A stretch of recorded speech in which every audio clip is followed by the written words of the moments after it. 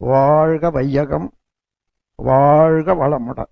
அருட்பேராற்றல் இரவும் பகலும் எல்லா நேரங்களிலும் எல்லா இடங்களிலும் எல்லா தொழில்களிலும் உறுதுணையாகவும் பாதுகாப்பாகவும் வழிநடத்துவதாகவும் அமையுமா. அணுவின் கூட்டு பக்குவம் நீ, அவனின் இயக்கம் அணுவாற்றல். அணுவின் கூட்டு பக்குவம் நீ, அவனில் தானி உன்னிலவன். அவன் யார் நீ யார் பிரிவேது, அவனில் தானி உன்னிலவன். அவன் யார் நீ யார் பிரிவேது, அவனை மறந்தால் நீ சிறியோன், அவனை அறிந்தால் நீ பெரியோன். அவன் நீ ஒன்றாய் அறிந்த இடம் அறிவு முழுமை, அது முக்தி. அவன் நீ ஒன்றாய் அறிந்த இடம் அறிவு முழுமை, அது முக்தி. அறிவு முழுமை, அது முக்தி. அறிவு முழுமை, அது முக்தி. பஞ்சபூத நவகிரகம். வாழ்க வையகம், வாழ்க வையகம், வாழ்க வளமுடன். நாம் அமர்ந்துள்ள இடத்தை சுற்றிலும் நல்ல தெய்வீக ஆற்றலே நிறந்தின. நாம் அமர்ந்துள்ள இடத்தை சுற்றிலும் நல்ல தெய்வீக ஆற்றலே நிறந்தின. நாம் அமர்ந்துள்ள இடத்தை சுற்றிலும் நல்ல தெய்வீக ஆற்றலே நிறந்தின. அருட்பேராற்றல் உடலிலே உயிரிலே அலை அலையாக பாய்வதை உணர்கிறோம். அருட்பேராற்றல் உடலிலே உயிரிலே அலை அலையாக பாய்வதை உணர்கிறோம். அருட்பேராற்றல் உடலிலே உயிரிலே அலை அலையாக பாய்வதை உணர்கிறோம். அன்னைக்கு வணக்கம், தந்தைக்கு வணக்கம், ஆசானுக்கு வணக்கம். தவம் தொடங்குகிறோம். பஞ்சபூத நவகிரகம். பஞ்சபூதங்கள்ல பிருத்திவி, அப்பு, தேய், வாயு, ஆகாசம் என்று சொல்றாரு. நிலம், நீர், நெருப்பு, காற்று, விண். இவற்றில ஐந்தாவது தத்துவமாகிய மண், நிலம், அதையே நாம் இப்பொழுது தவத்துக்கு எடுத்துக்கொள்வோம். நிலத்துக்கு அறிகுறியாக இந்த உலக உருண்டையே நாம் நினைவுபடுத்திக் கொள்வோம். இந்த உலக உருண்டை மிகப்பெரியது, 25,000 மைல் சுற்றளவு உடையது. மண்ணு, லோகங்கள், ரசாயனங்கள் இவற்றால் ஆனது. தன்னைத்தானே விரைவாக 1000 மைல் வேகத்துல மணிக்கு தன்னைத்தானே சுற்றி கொண்டிருப்பது. சூரியனை ஒரு நாள் ஒன்றுக்கு 16 லட்சம் மைல் சுற்றி வரக்கூடிய இத்தகைய எத்தகு கோள் இந்த நிலம், உலகம். அதனுடைய மேன்மையை மனவிரிவு கொண்டு மதித்து போற்றுவோம். அதனோடு ஒன்றி கலந்து உயிர் தொடர்பு பெறுவோம். இந்த பிரபஞ்ச பரிணாமத்துல இந்த நில உலகின் உற்பத்தி ரகசியத்தை உணர்ந்து கொள்வோம். இந்த நில உலகம் என்ற மண்ணாலும் மண்ணிலிருந்தும் இரவும் பகலும் எல்லா இடங்களிலும் எல்லா தொழில்களிலும் காப்பு பெறுவோம். மண்ணை பயனுள்ள முறையில வாழ்க்கையில பயன்படுத்திக் கொள்ளத்தக்க விஞ்ஞானத்தை வளர்த்துக் கொள்வோம். மண் என்ற நிலம் மீது, நில உருண்டை மீது மனம் செலுத்தி தவம் இயக்குவோம்.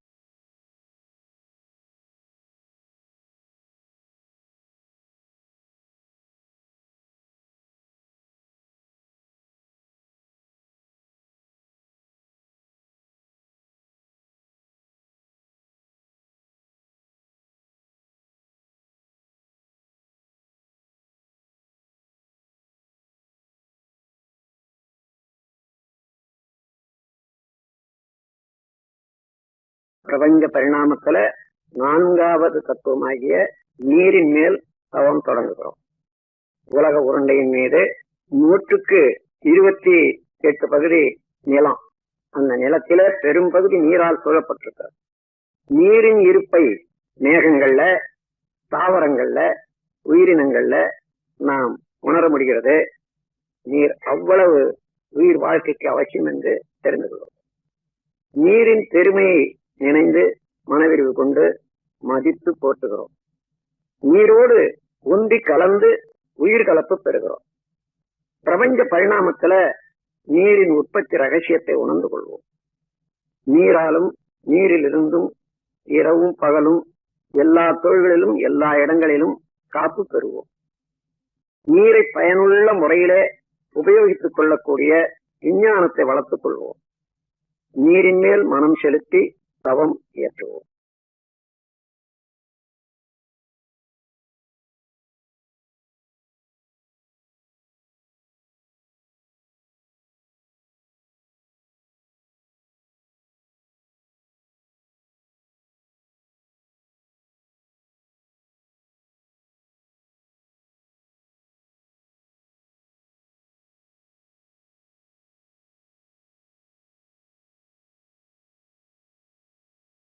மூன்றாவது தத்துவமாகிய நெருப்பின் மீது தவம் தொடங்குகிறோம். பூமி சுழன்று கொண்டே இருக்கிறது. நடுமையத்திலே கனத்த அணுக்கள் எல்லாம் நெருக்கமாக கூடிக்கொண்டே இருக்கின்றன. அதனுடைய நெருக்கம் அணுச்சிதவு ஏற்பட்டு எப்பொழுதுமே ஒரு பெரிய நெருப்பு பூமியின் நடுமையத்தில ஏற்பட்டு கொண்டே இருக்கிறது. அதனுடைய கனல் மேல் பகுதி வரையில வந்து உயிர்கள் வாழ்வதற்கு உதவியாக இருக்கின்றன. மனவிரிவு கொண்டு நெருப்பின் பெருமையை மதித்து போற்றி மகிழ்கிறோம். நெருப்போடு ஒன்றி கலந்து உயிர் கலப்பு பெறுகிறோம். இந்த பிரபஞ்ச பரிணாமத்துல நெருப்பின் உற்பத்தி ரகசியத்தை உணர்ந்து கொள்வோம். நெருப்பாலும் நெருப்பிலிருந்தும் இரவும் பகலும் எல்லா நேரத்திலும் எல்லா இடங்களிலும் எல்லா தொழில்களிலும் நாம் காப்பு பெறுவோம். நெருப்பை பயனுள்ள முறையிலே உபயோகித்துக் கொள்ளக்கூடிய கலையை வளர்த்துக் கொள்வோம். நெருப்பின் மீது மனம் செலுத்தி தவம் இயற்றுகிறோம்.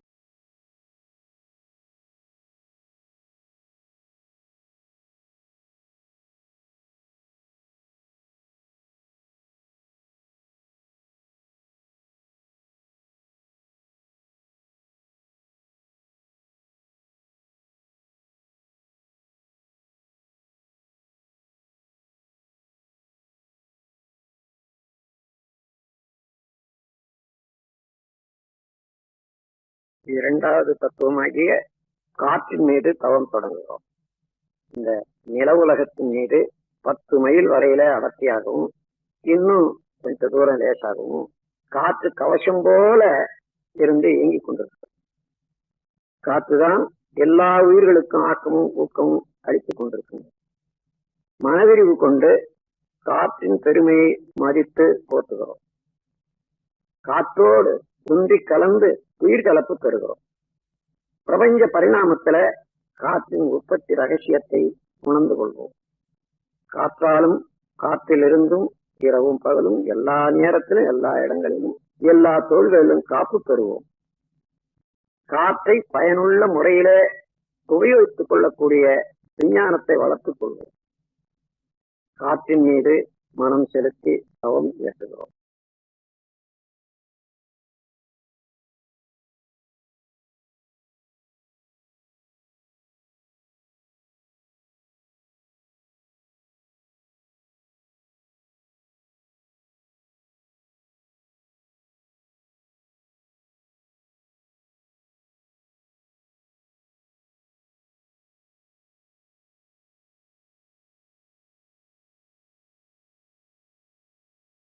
முதல் தத்துவமாகிய விண்ணின் மீது தவம் தொடங்குது. இந்த பிரபஞ்ச தோற்றங்களுக்கெல்லாம் காரணமான நுண்ணிய இயக்க மூலக்கூறாகிய இந்த விண், இந்த உயிராற்றல் நமது உடலிலே உயிராற்றலாக இருப்பதே பிரபஞ்சம் முழுவதிலும் இந்த விண்ணின் சேர்க்கைதான் மற்ற 4 பூதங்களும். விண்ணின் பெருமையை உணர்ந்து மதித்து போற்றுகிறோம். விண்ணோடு ஒன்றி கலந்து உயிர் கலப்பு பெறுகிறோம். பிரபஞ்ச பரிணாமத்துல விண்ணின் உற்பத்தி ரகசியத்தை உணர்ந்து கொள்வோம். விண்ணென்ற ஆகாச ஆற்றலாலும் அதிலிருந்தும் இரவும் பகலும் எல்லா நேரத்திலும் எல்லா இடங்களிலும் காப்பு பெறுவோம். விண்ணை பயனுள்ள முறையிலே உபயோகித்துக் கொள்ளக்கூடிய ஆற்றலை வளர்த்துக் கொள்வோம். விண்ணின் மீது மனம் செலுத்தி தவம் இயற்றுகிறோம். பிரபஞ்சம் முழுவதிலும் இருக்கக்கூடிய விண்கலத்தை, சக்திகளத்தை நோக்கி இந்த தவம் இயற்ற வேண்டும்.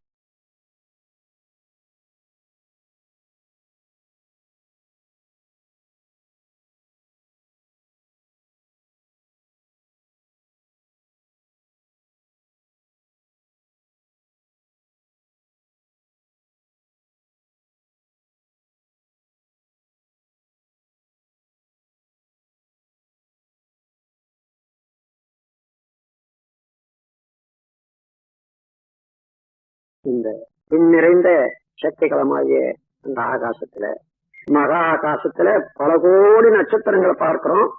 ஒவ்வொரு நட்சத்திரமும் ஒரு சூரியனே. அவற்றிலே ஒரு சூரியன் தான் இப்பொழுது நம் உலகம் சுற்றி கொண்டிருக்கக்கூடிய சூரியன். அதை சேர்ந்த கிரகங்கள் எல்லாம் சூரிய குடும்பம் என்று சொல்லுகிறோம். சூரிய குடும்பத்தை சேர்ந்த எல்லா கோள்களும் நமது உடலுக்கும் மனதுக்கும் நேரடியாக நெருங்கிய தொடர்புடையவை. இப்பொழுது இந்த 9 கோள்கள் மீது மனம் செலுத்தி தவம் இயற்றுகிறோம். முதல்ல சூரியனை நமது தவத்துக்காக நினைத்துக் கொள்கிறோம். சூரியன் ஒரு பெரிய நெருப்பு கோளம். அது பூமியை விட 19 லட்சம் மடங்கு பெரியது என்று கணக்கெடுத்திருக்கிறார். ஆரஞ்சு நிறமான கதிர்களை வீசிக்கொண்டு 25 நாட்களுக்கு ஒரு சுற்று தன்னைத்தானே முடித்துக் கொண்டு இயங்குவது சூரியன். சூரியனுடைய காந்தாலை கதிர்கள் வாழ்க்கையிலே வெற்றி, அறிவு மேன்மை, கல்வி மேன்மை, வாழ்க்கை வளங்கள் அனைத்தும் அளிக்க வல்லது. சூரியனுடைய காந்தாலை கதிரை நாம் ஏற்று நம்மோடு ஒன்றுபடுத்திக் கொள்ளுகிறோம். எப்பொழுதுமே சூரியனுடைய காந்தாலை கதிர்கள் நமக்கு நன்மையே செய்து கொண்டிருக்குமாக சூரியன் மீது மனம் செலுத்தி தவம் இயற்றுகிறோம்.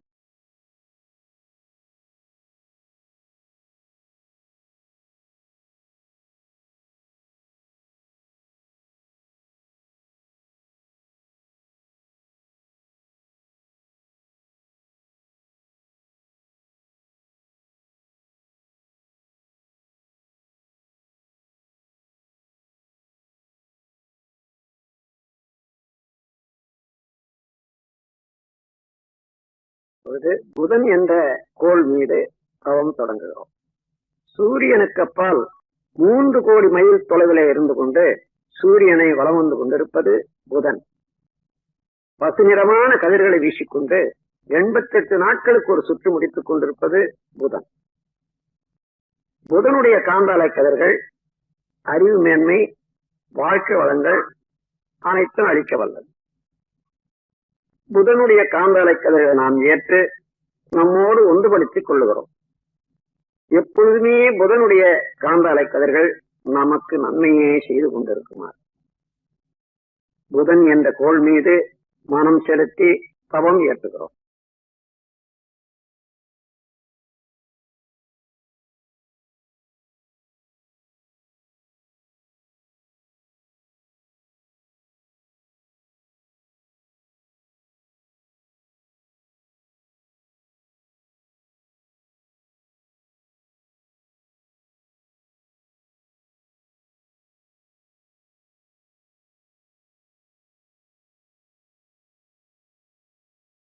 சுக்கிரன் என்ற கோள் மீது தவம் தொடங்குகிறோம். சூரியனை சுற்றி 2வது வட்ட பாதையில சுக்கிரன் 6 கோடி மைலுக்கு அப்பால் பலம் வந்து கொண்டிருப்பது. 225 நாட்களுக்கு ஒரு சுற்று முடித்துக் கொண்டு வெண்ணிறமான கதிர்களை வீசிக்கொண்டிருப்பது சுக்கிரன். சுக்கிரனுடைய காந்தாலை கதிர்கள் மகிழ்ச்சி, வாழ்க்கையில மேன்மை, நட்பு இவையெல்லாம் அளிக்க வல்லது. சுக்கிரனுடைய காந்தாலை கதிர்கள் நாம் ஏற்று நம்மோடு ஒன்றுபடுத்திக் கொள்ளுகிறோம். எப்பொழுதுமே சுக்கிரனுடைய காந்தாலை கதிர்கள் நமக்கு நன்மையே செய்து கொண்டிருக்குமாக சுக்கிரன் என்ற கோள் மீது மனம் செலுத்தி தவம் இயற்றுகிறோம்.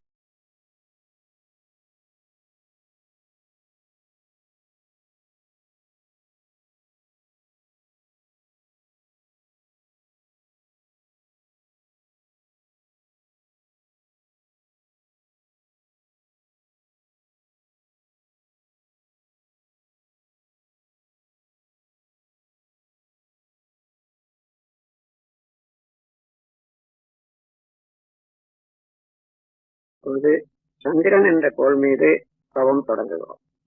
சூரியனில் இருந்து 3வது வட்ட பாதையில சுழன்று கொண்டிருப்பது, வலம் வந்து கொண்டிருப்பது நில உலகம்.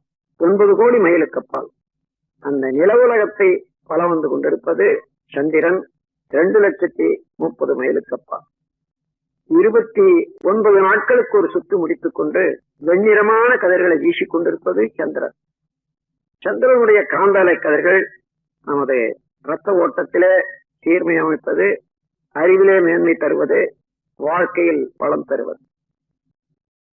எப்பொழுதுமே சந்திரனுடைய காந்தலை கதிர்கள் நமக்கு இந்த நன்மைகளை எல்லாம் செய்து கொண்டே இருக்குமாறு சந்திரன் மீது மனம் செலுத்தி தவம் இயற்றுகிறோம்.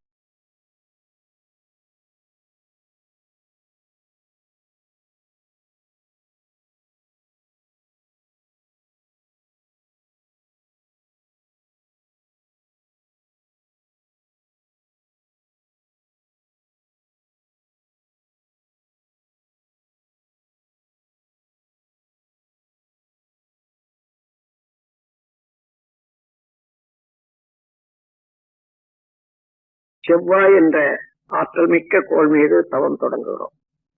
இது 4வது வட்ட பாதையில சூரியனை சுற்றி கொண்டிருப்பது 14 கோடி மைலுக்கு அப்பால் இருந்து கொண்டு 18 மாதங்களுக்கு ஒரு சுற்று முடித்துக் கொண்டு செந்நிறமான கதிர்களை வீசிக் கொண்டிருப்பது செவ்வாய்.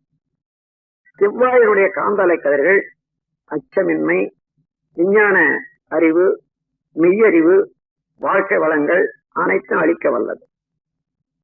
செவ்வாயினுடைய காந்தலை கதிர்களை நாம் ஏற்று நம்மோடு ஒன்றுபடுத்திக் கொள்ளுகிறோம்.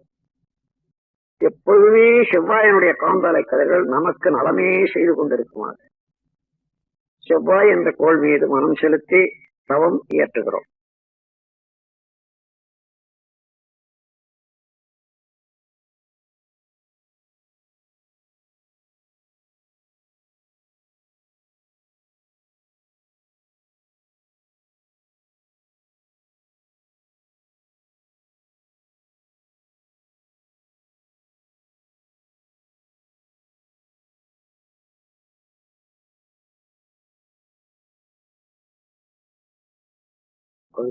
குரு என்ற ஆற்றல் மிக்க பெருங்கோள் மீது தவம் தொடங்குகிறோம்.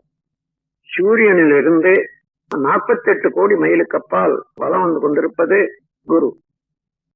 பொன்னிறமான கதிர்களை வீசிக்கொண்டு 12 ஆண்டுகளுக்கு ஒரு சுற்று முடித்துக் கொண்டிருப்பது குரு.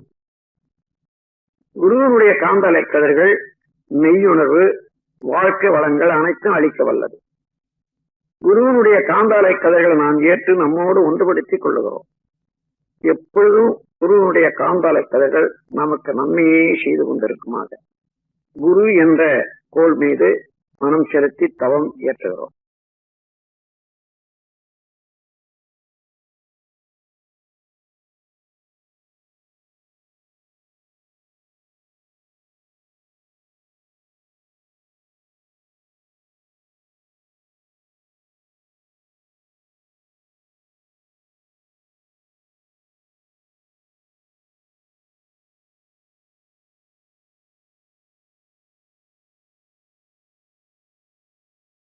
சனி என்ற ஆற்றல்மிக்க கோள் மீது தவம் தொடங்குகிறோம்.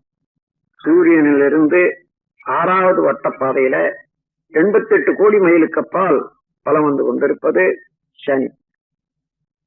சனியினுடைய காந்தலை கதிர்கள் சாம்பல் நிறமானவர். 30 ஆண்டுகளுக்கு ஒரு சுற்று முடித்துக் கொண்டு சாம்பல் நிறமான கதிர்களை வீசிக் கொண்டிருப்பது சனி. சனியினுடைய காந்தலை கதிர்கள் ஆயுள் நீளம், பொருள் வளம், மனவளம் அனைத்தையும் அளிக்க வல்லது. சனியினுடைய காந்தலை கதிர்கள் நாம் ஏற்று நம்மோடு ஒன்றுபடுத்திக் கொள்ளுகிறோம்.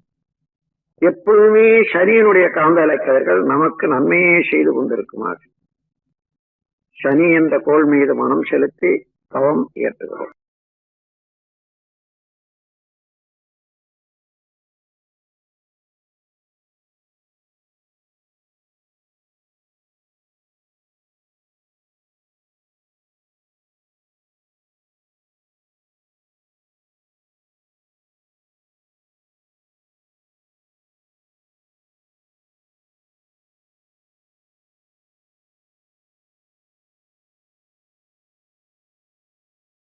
ராகு கேது என்னும் ஆற்றல் மிக்க காந்தாலை பாதைகள் மீது தவம் தொடங்குகிறோம். சூரியனின் நடுமையத்தில அணுக்கள் செயலற்று நின்று விடுகிறது. அது சுத்த வெளியாகி பிரம்மமாக மாறிக்கொண்டிருக்கும் நிலை, அதுவே கரும்புள்ளி எனப்படுகிறது.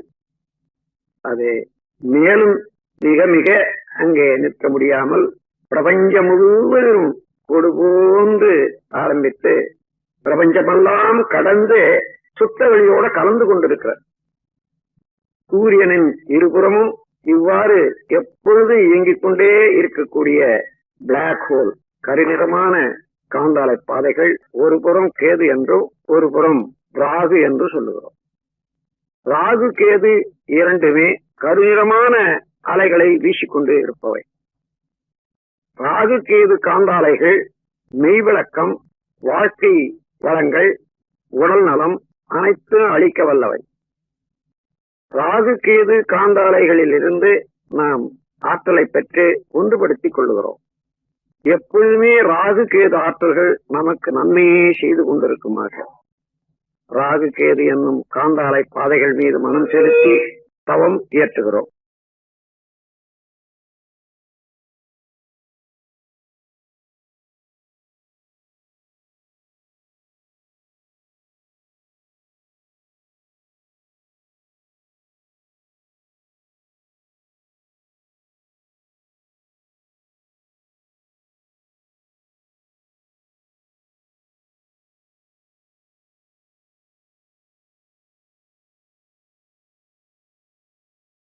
இந்த பேரியக்க மண்டலத்திலே இந்த சூரிய குடும்பத்தை போன்று கோடான கோடி சூரிய குடும்பங்களை பார்க்கிறோம். அவைகளெல்லாம் நட்சத்திரம் என்று வழங்குகிறோம். அப்படி எல்லா நட்சத்திர கூட்டங்களையும் 12 வீடுகளாக பிரித்து இருக்கின்றார்கள். மேஷம், ரிஷபம், மிதுனம், கடகம், சிம்மம், கன்னி, துலாம், விருச்சிகம், தனுசு, மகரம், கும்பம், மீனம் என்று எல்லா நட்சத்திர தொகுதிகளில் இருந்தும் நமக்கு எப்பொழுதுமே ஆற்றல்கள் வந்து கொண்டே இருக்கின்றன. எல்லா தொகுதியினுடைய ஆற்றல்களும் நமக்கு நலமே செய்து கொண்டிருக்குமாக இந்த 12 வீடுகளாக உள்ள இந்த பிரபஞ்சத்தை தாண்டி அப்பால் செல்லுகிறோம். சுத்த வெளி மெய்ப்பொருள். அதே மெய்ப்பொருள் இந்த பேரியக்க மண்டலம் முழுவதையும் அணுக்களுக்கு இடையேயும் அணுக்களுக்கு மத்தியிலேயும் இருப்பதை உணர்கிறோம். அதே மெய்ப்பொருள் நமக்குள்ளாக அறிவாக விளங்கிக் கொண்டிருப்பதை உணர்கிறோம். நமக்குள்ளாக அந்த மெய்ப்பொருள் என்ற சுத்த வெளியிலே கெட்டிப்பொருளாக உடல், ரத்த ஓட்டம், வெப்பம், காற்று, உயிர், இந்த 5 பௌதீக பிரிவுகளையும் உணர்ந்து கொள்ளுகிறோம். எல்லாவற்றையும் அறிவு ஆண்டு கொண்டிருப்பதை உணர். இதையே போன்று ஒவ்வொரு மனிதரிடத்தும் ஒவ்வொரு உயிர்களிடத்தும் அமைந்திருப்பதை உணர்கிறோம். அந்த உயிர்கள் சொந்தம் இல்லாத முறையில வாழும் அளவுக்கு நம்முடைய செயல்களை ஒழுங்குபடுத்திக் கொள்ளவும், சொந்தம் படும் உயிர்களுக்கு எந்த வரையிலே உதவும் நாம் கருணையோடு செயல்புரிய வாழ முனைவோம். இந்த பேரறிவில, இந்த விரிவான மனநிலையில எப்பொழுதும் மறவாது இருந்து கொண்டு நம் வாழ்வை நடத்தி வருவோம். அருட்பேராற்றல் கருணையினால் உடல் நலம், நீளாயு, நிறை செல்வம், உயர்ப்புகள், விஞ்ஞானம் ஓங்கி வாழ்வோம். அருட்பேராற்றல் கருணையினால் உடல் நலம், நீளாயு, நிறை செல்வம், உயர்ப்புகள், விஞ்ஞானம் ஓங்கி வாழ்வோம். அருட்பேராற்றல் கருணையினால் உடல் நலம், நீளாயு, நிறை செல்வம், உயர்ப்புகள், விஞ்ஞானம் ஓங்கி வாழ்வோம். வாழ்க்கை துணைவரை நினைந்து வாழ்க வளமுடன் என்று வாழ்த்து கூறுவோம்.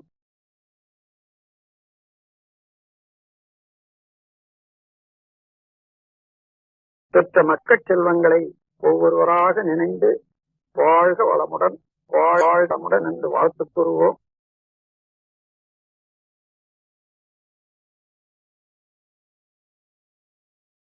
உடன் பிறந்தோர்களையும் நினைந்து ஒவ்வொருவரையும் வாழ்த்துவோம்.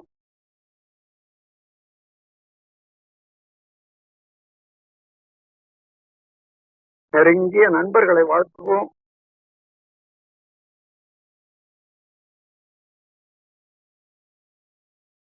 தொழில்துறையிலே கடமையிலே தொடர்புடையவர்களை எல்லாம் ஒவ்வொருவராக வாழ்த்துக் கொள்வோம்.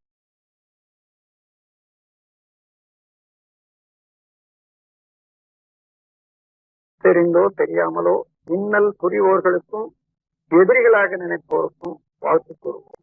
அவர்கள் திருந்தி நல்வாழ்வு பெற வேண்டும் என்ற கருணையோடு வாழ்த்து.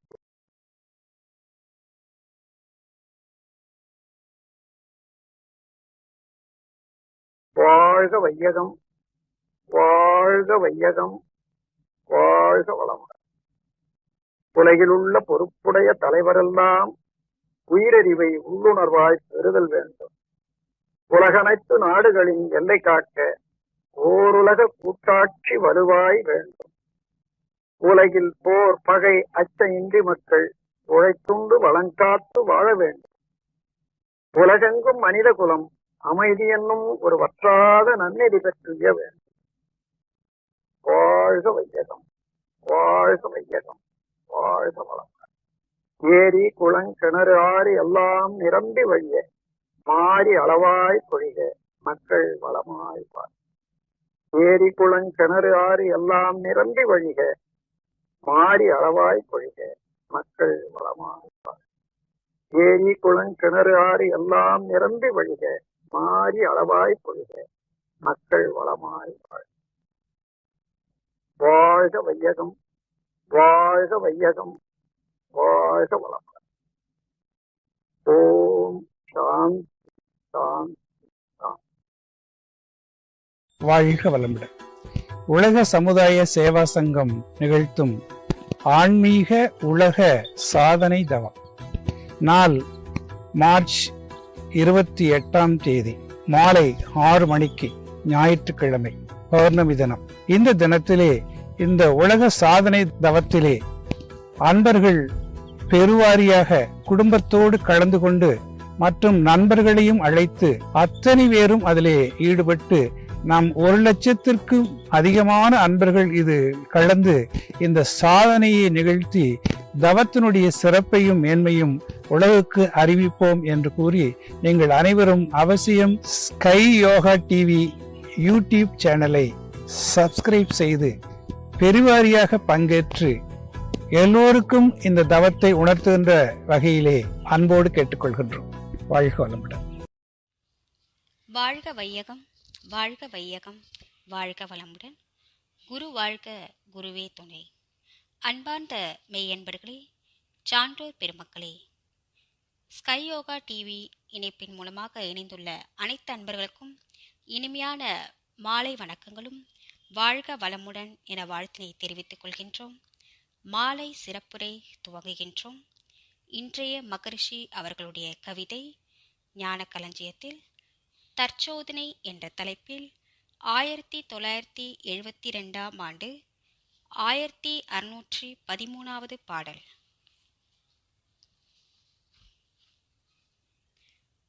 தனது குறை ஆழ்ந்துணர்ந்து திருத்தம் பெற்றால், தனது குறை ஆழ்ந்துணர்ந்து திருத்தம் பெற்றால், தருக்கொழியும் பிறரிடமும் நட்பு ஓங்கும், தருக்கொழியும் பிறரிடமும் நட்பு ஓங்கும். மனது ஒரு தூய நிலையை நாடி செல்லும், மனது ஒரு தூய நிலையை நாடி செல்லும்.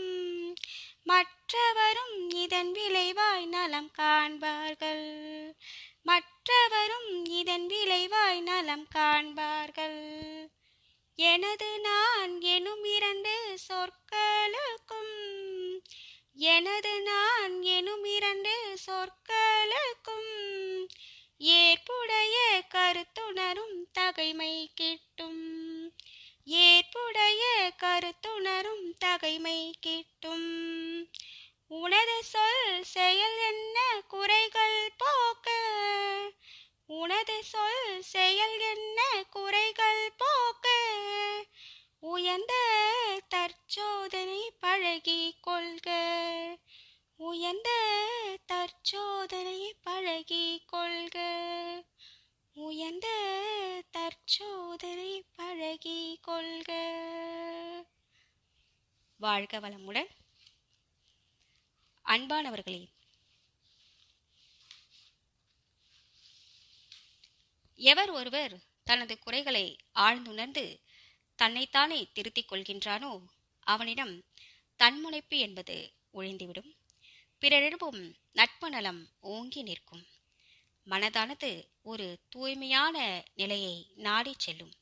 இதனால் மற்றவரும் இதன் விளைவாய் நலமே காண்பார்கள். மேலும் எனது என்ற பொருட்பற்றும் நான் என்ற அதிகாரப்பற்றும் நீங்கி எண்ணம் சொல் செயல்முறைகளை நாம் திருத்தம் செய்து கொண்டால் உயர்ந்த தற்சோதனை நாம் பழகிக் கொள்வோமாக என்று மகரிஷி கவியின் மூலமாக நமக்கு விளக்கம் அளிக்கின்றார்கள். அந்த வகையிலே இந்த பாடலுக்கு விளக்கமாய் தனது குறை ஆழ்ந்துணர்ந்து என்ற தலைப்பில் நமக்கு நல்ல பல விளக்கங்களை அளிப்பதற்காக மதிப்பிற்கும் மரியாதைக்கும் உரிய பேராசிரியர் அருள்நிதி மதன் ஐயா அவர்கள் திருப்பூரிலிருந்து நம்மிடம் sky yoga TV YouTube channel மூலம் இணைந்துள்ளார்கள். ஐயா அவர்களை பற்றிய ஒரு சிறிய குறிப்புகள். மதிப்பிற்கும் மரியாதைக்கும் உரிய பேராசிரியர் அருள்நிதி மதன்குமார் ஐயா அவர்கள் கடந்த 15 ஆண்டுகளுக்கும் மேலாக தன்னை உலக சமுதாய சேவா சங்கத்தில் தன்னை இணைத்துக் கொண்டு மனவளக்கலை தொண்டினை திருப்பூரிலிருந்து சிறப்பாக சேவையாற்றி வருகின்றார்கள். குறிப்பாக சுமார் 10 ஆண்டுகளாக முழுநேர பயிற்சியாளராக மனவளக்கலை பயிற்சியை திருப்பூர் பகுதியில் தொண்டாற்றி வருகின்றார்கள். திருப்பூரில் அறக்கட்டளை மற்றும் திருப்பூர் மண்டலத்தில் 3 ஆண்டுகள் எக்ஸிகியூட்டிவ் ஆபீசராக பணியாற்றியிருக்கின்றார்கள். மேலும் திருப்பூர் சாமண்டிபுரம் அறக்கட்டளையில் அட்மினிஸ்ட்ரேட்டிவ் ஆபீசராக தொண்டு செய்து வருகின்றார்கள். நமது விஷன் கல்வியில் டிப்ளமோ, BA, MA, தற்போது இறுதி ஆண்டு முனைவர் பட்டத்திற்கு ஆராய்ச்சி செய்து வருகின்றார்கள். மதிப்பிற்கும் மரியாதைக்கும் உரிய நமது முன்னாள் குடியரசுத் தலைவர் டாக்டர் APJ அப்துல் கலாம் ஐயா அவர்களிடம் விருது மற்றும் சான்றிதழ் பெற்ற பெருமைக்குரியவர். பட்டிமன்றம் மற்றும் கருத்தரங்குகளில் தன்னம்பிக்கை பேச்சாற்றலோடு கருத்துக்களை முன்வைப்பதில் வல்லவராகவும் இருந்து வருகின்றார்கள். மேலும் பட்டிமன்றங்களில் சிறந்த பேச்சாளராகவும் நடுவராகவும் இருந்து சிறந்த கருத்துக்களை நகைச்சுவை உணர்வோடு வெளிப்படுத்துபவர். இத்தகைய சிறப்புகளை பெற்ற ஐயா அவர்களை உங்களின் சார்பிலே வணங்கி வாழ்க வளமுடன் என வாழ்த்தி தனது குறை ஆழ்ந்துணர்ந்து என்ற தலைப்பிலே நமக்கு நல்ல பல விளக்கங்களை அளிக்க வேண்டுமாய் அன்போடு கேட்டுக்கொள்கின்றோம். வாழ்க வளமுடன் ஐயா, வாழ்க வளமுடன்.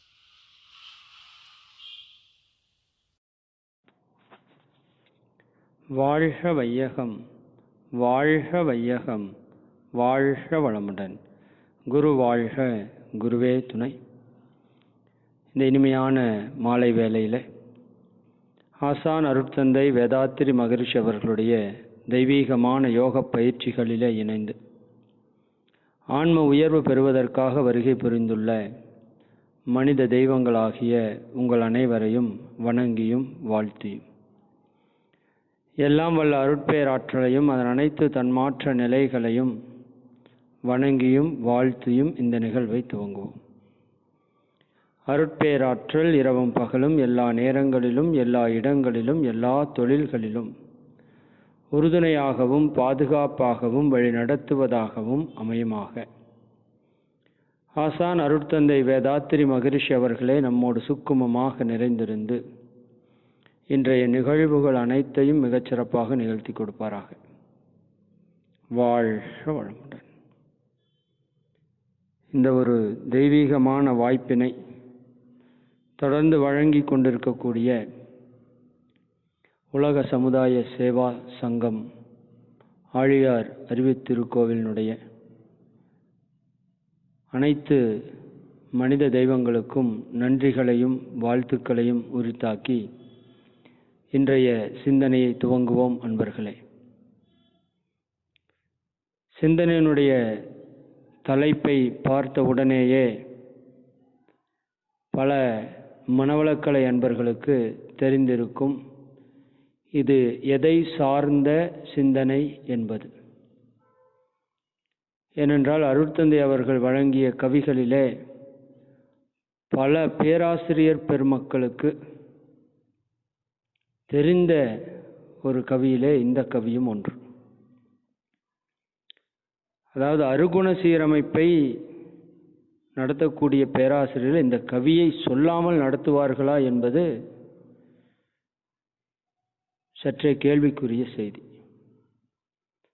இன்னும் ஒருபடி மேலே சென்று தற்சோதனையினுடைய அவசியத்தை அருட்தந்தை அவர்கள் இந்த உலகுக்கு அளித்த பொக்கிஷங்களிலே நான் மிக உயர்வாக கருதக்கூடிய, இன்னும் பலர் வியந்து பார்க்கக்கூடிய ஒரு பயிற்சி அகத்தாய்வு பயிற்சி. அந்த அகத்தாய்வு பயிற்சியை நான் முதல் முறை எடுக்கின்ற பொழுது அந்த ஆசிரியர் என்னிடம் சொன்ன ஒரு வார்த்தை, இந்த அகத்தாய்வு பயிற்சி தம்பி சின்ன பையனாக இருக்க, ஒவ்வொரு அகத்தாய்வும் 10 முறை எடுக்கணும் அப்படின்னு சொன்னாங்க. நான் என்னடா இப்படி சொல்கிறாரு, ஒரு முறை அகத்தாய்வு தானே எடுக்கணும்னு சொன்னாங்க, இவர் ஐயா 10 முறை எடுக்கணும்னு சொல்கிறாரே அப்படின்னு ஒரு டவுட். அது அவர் சொன்னப்ப தெரியல அதனோட வேல்யூ. ஆனால் மீண்டும் மீண்டும் மீண்டும் மீண்டும் அந்த அகத்தாய்வை முதல் நிலை மட்டும் நான் 11 முறை எடுத்தேன். 2ஆம் முறை 3ஆம் முறை 4ஆம் முறையுமே எத்தனை முறை எடுத்தேனே தெரியல. எப்போ மன்றத்தில் நடந்தாலும் போனோம். அதே போல் எங்கே எந்த உரை நடந்தாலும் போய் கேட்டுகிட்டே இருக்கிற மாதிரியான ஒரு சூழல் இயற்கை அமைத்து கொடுத்தது மிகப்பெரிய விஷயம். அப்போது அந்த அகத்தாய்வு பயிற்சிகளை ஏன் மகரிஷி அவர்கள் மீண்டும் மீண்டும் எடுக்கணும்னு சொன்னாங்க? இன்றைக்கி நம்ம ஒரு முறை அகத்தாய்வு எடுத்துட்டாலே, அல்லது ஒரு முறை சான்றிதழ் கல்வி படித்து விட்டாலே, ஒரு முறை விஷன் கல்வி படித்து விட்டாலே, ஒரு முறை பிரம்மஞானம் எடுத்து விட்டாலே, எனக்கு தெரிஞ்சு பிரம்மஞானமே நான் 3 தடவை போனேன். எனக்கு தெரிஞ்ச நிறைய பேர் மீண்டும் மீண்டும் பிரம்மஞான வகுப்புகளுக்கு செல்வதையும் நான் பார்த்துருக்கிறேன். அதாவது ஒரு 10 ஆண்டுகளுக்கு முன்பு பிரம்மஞான வகுப்புக்கு அடிக்கடி போகிறதையும் பார்த்துருக்கிறேன். அப்போ இன்றைய காலகட்டம் வேக உலகத்தில் நாம் ஒரு முறை மட்டும் எடுத்துகிட்டு இந்த கோர்ஸ் கம்ப்ளீட் ஆயிடுச்சு, நான் அகத்தாய்வை முடித்து விட்டேன், நான் பிரம்மஞானம் பெற்றுவிட்டேன், நான் அருள்நிதியர் ஆகிவிட்டேன் அப்படின்னு சொல்கிறோம். நீங்கள் ஓப்பன் ஸ்டேட்மெண்ட்டாக சொல்லணும்னா, நான் இந்த பயிற்சி எடுத்து 15 ஆண்டுகள் ஆயிருக்கு. 15 ஆண்டுகளாக எனக்கு தெரிஞ்சு ஒரு 100லிருந்து 120 காயகல்பம் நான் அட்டன் பண்ணியிருப்பேன். எடுத்தது நான் சொல்ல வரலைங்க, அட்டன் பண்ணியிருப்பேன். இப்போவுமே நான் ஒரு காயகல்பம் யாராச்சும் கிட்ட கேட்டேன் அப்படின்னா அதில் ஏதாவது புதிய செய்தி எனக்கு தெரியுது. அப்போ நான் எந்த அளவுக்கு இருப்பேன்னு பார்த்துக்கோங்க. வள்ளுவர் சொல்கிறது மாதிரி அரிதோறும் அரிதோறும் அறியாமை கண்டட்டார். அதாவது நம்ம ஒன்று கற்றுக்கொள்ள தான் நம்மளுக்கு எவ்வளவு அறிவே இல்லை அப்படிங்கிறது தெரியும் அப்படிங்கிறது அந்த குறளோட விளக்கம்.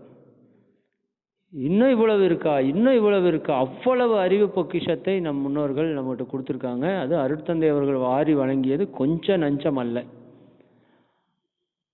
அந்த அளவிற்கு திரும்ப திரும்ப அதே காயகல்பம் தான். ஃபஸ்ட்டு தடவை எடுத்த அந்த 3 மணி நேரம் காயகல்பத்தை தான் இன்றும் ஆசிரியர்கள் எடுக்கிறார்கள்.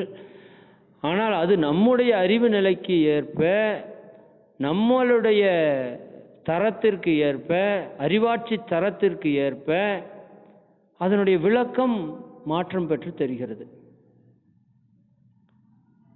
சரி, நான் இது நிறைவு பண்ணிட்டு சப்ஜெக்டுக்குள்ளே வந்துடுவோம். நான் என்ன சொல்ல வர்றோம் அப்படின்னா, மகரிஷி அவர்கள் சொன்னதே தான். இந்த அகத்தாய்வு பயிற்சிகள் ஒரு முறை எடுத்து சான்றிதழ் பெறுவதற்காக அல்ல, அதை கடைப்பிடிப்பது வரைக்கும் நாம் அகத்தாய்வு பயிற்சி எடுக்கணும்.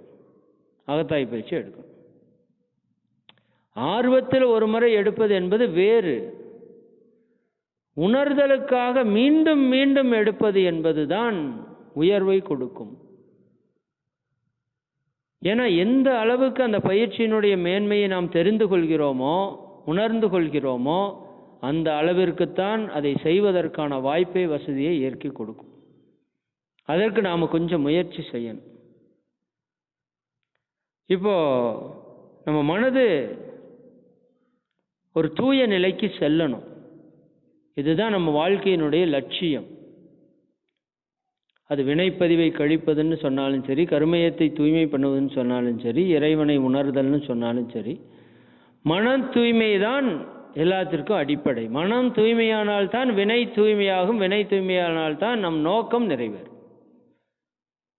இப்போ மனதை தூய்மைப்படுத்தணும் அப்படிங்கிறது தான் வள்ளுவத்தில் சொன்னது போல மனத்துக்கண் மாசிலனாதல் அனைத்து அரண் ஆகுல நீலப்பெற. அப்போ ஒரு மனிதனுடைய மிகப்பெரிய அரண் பாதுகாப்பு அப்படின்னா எதுன்னு கேட்டால் மனத்துக்கண் மாசு. ஏன்னா மனத்துக்கண் மாசு இல்லாத ஒருவருக்கு துன்பம் வருவதற்கு வாய்ப்பில்லை, இது நிச்சயம். வினை இல்லாமல் விளைவு வராது இல்லைங்களா? அப்போ மனத்துக்கண் மாசிலன் ஆவதற்கு மகரிஷி என்ன சொல்றாங்கிறது தான் இந்த கவி நமக்கு எடுத்துரைக்கிறது. ஞானக்களஞ்சியம் நூல் 2ஆம் பாகத்திலே 1613வது கவி. தலைப்பே தற்சோதனை தான். தற்சோதனை தான் கொடுக்கலான்னு பார்த்தோம். சரி, தற்சோதனை தானே பேச போறாங்கன்னு சொல்லிடுவாங்களோ என்னவன்ட்டு தான் தனது குறை ஆழ்ந்துணர்ந்து அப்படின்னு போட்டோம். அதில் மகரிஷி என்ன சொல்றாருன்னா, தனது குறை ஆழ்ந்துணர்ந்து திருத்தம் பெற்றால் தருக்கொழியும் பிறரிடமும் நட்பு ஓங்கும். Very very important. இந்த 2 லைனுக்குள்ள எல்லாமே முடிஞ்சுதுங்க. அதாவது தருக்குன்னா உங்களுக்கு தெரியும், ஆணவம். தருக்குன்னா ஆணவம். அந்த ஆணவம் ஒழியணும் அப்படின்னா நாம் என்ன பண்ணியே ஆகணும்? தனது குறை ஆழ்ந்து உணர்ந்து, நல்லா புரிஞ்சுக்கோங்க, இதுதான் வெரி இம்பார்ட்டன்ட். ஆழ்ந்து உணர்ந்து, எதை? என்னுடைய குறைகளை நான் ஆழ்ந்து உணர்ந்து திருத்தம் பெற்றால் ஒழிய நான் என்னிடம் இருக்கின்ற தருக்கை ஒழிக்க முடியாது.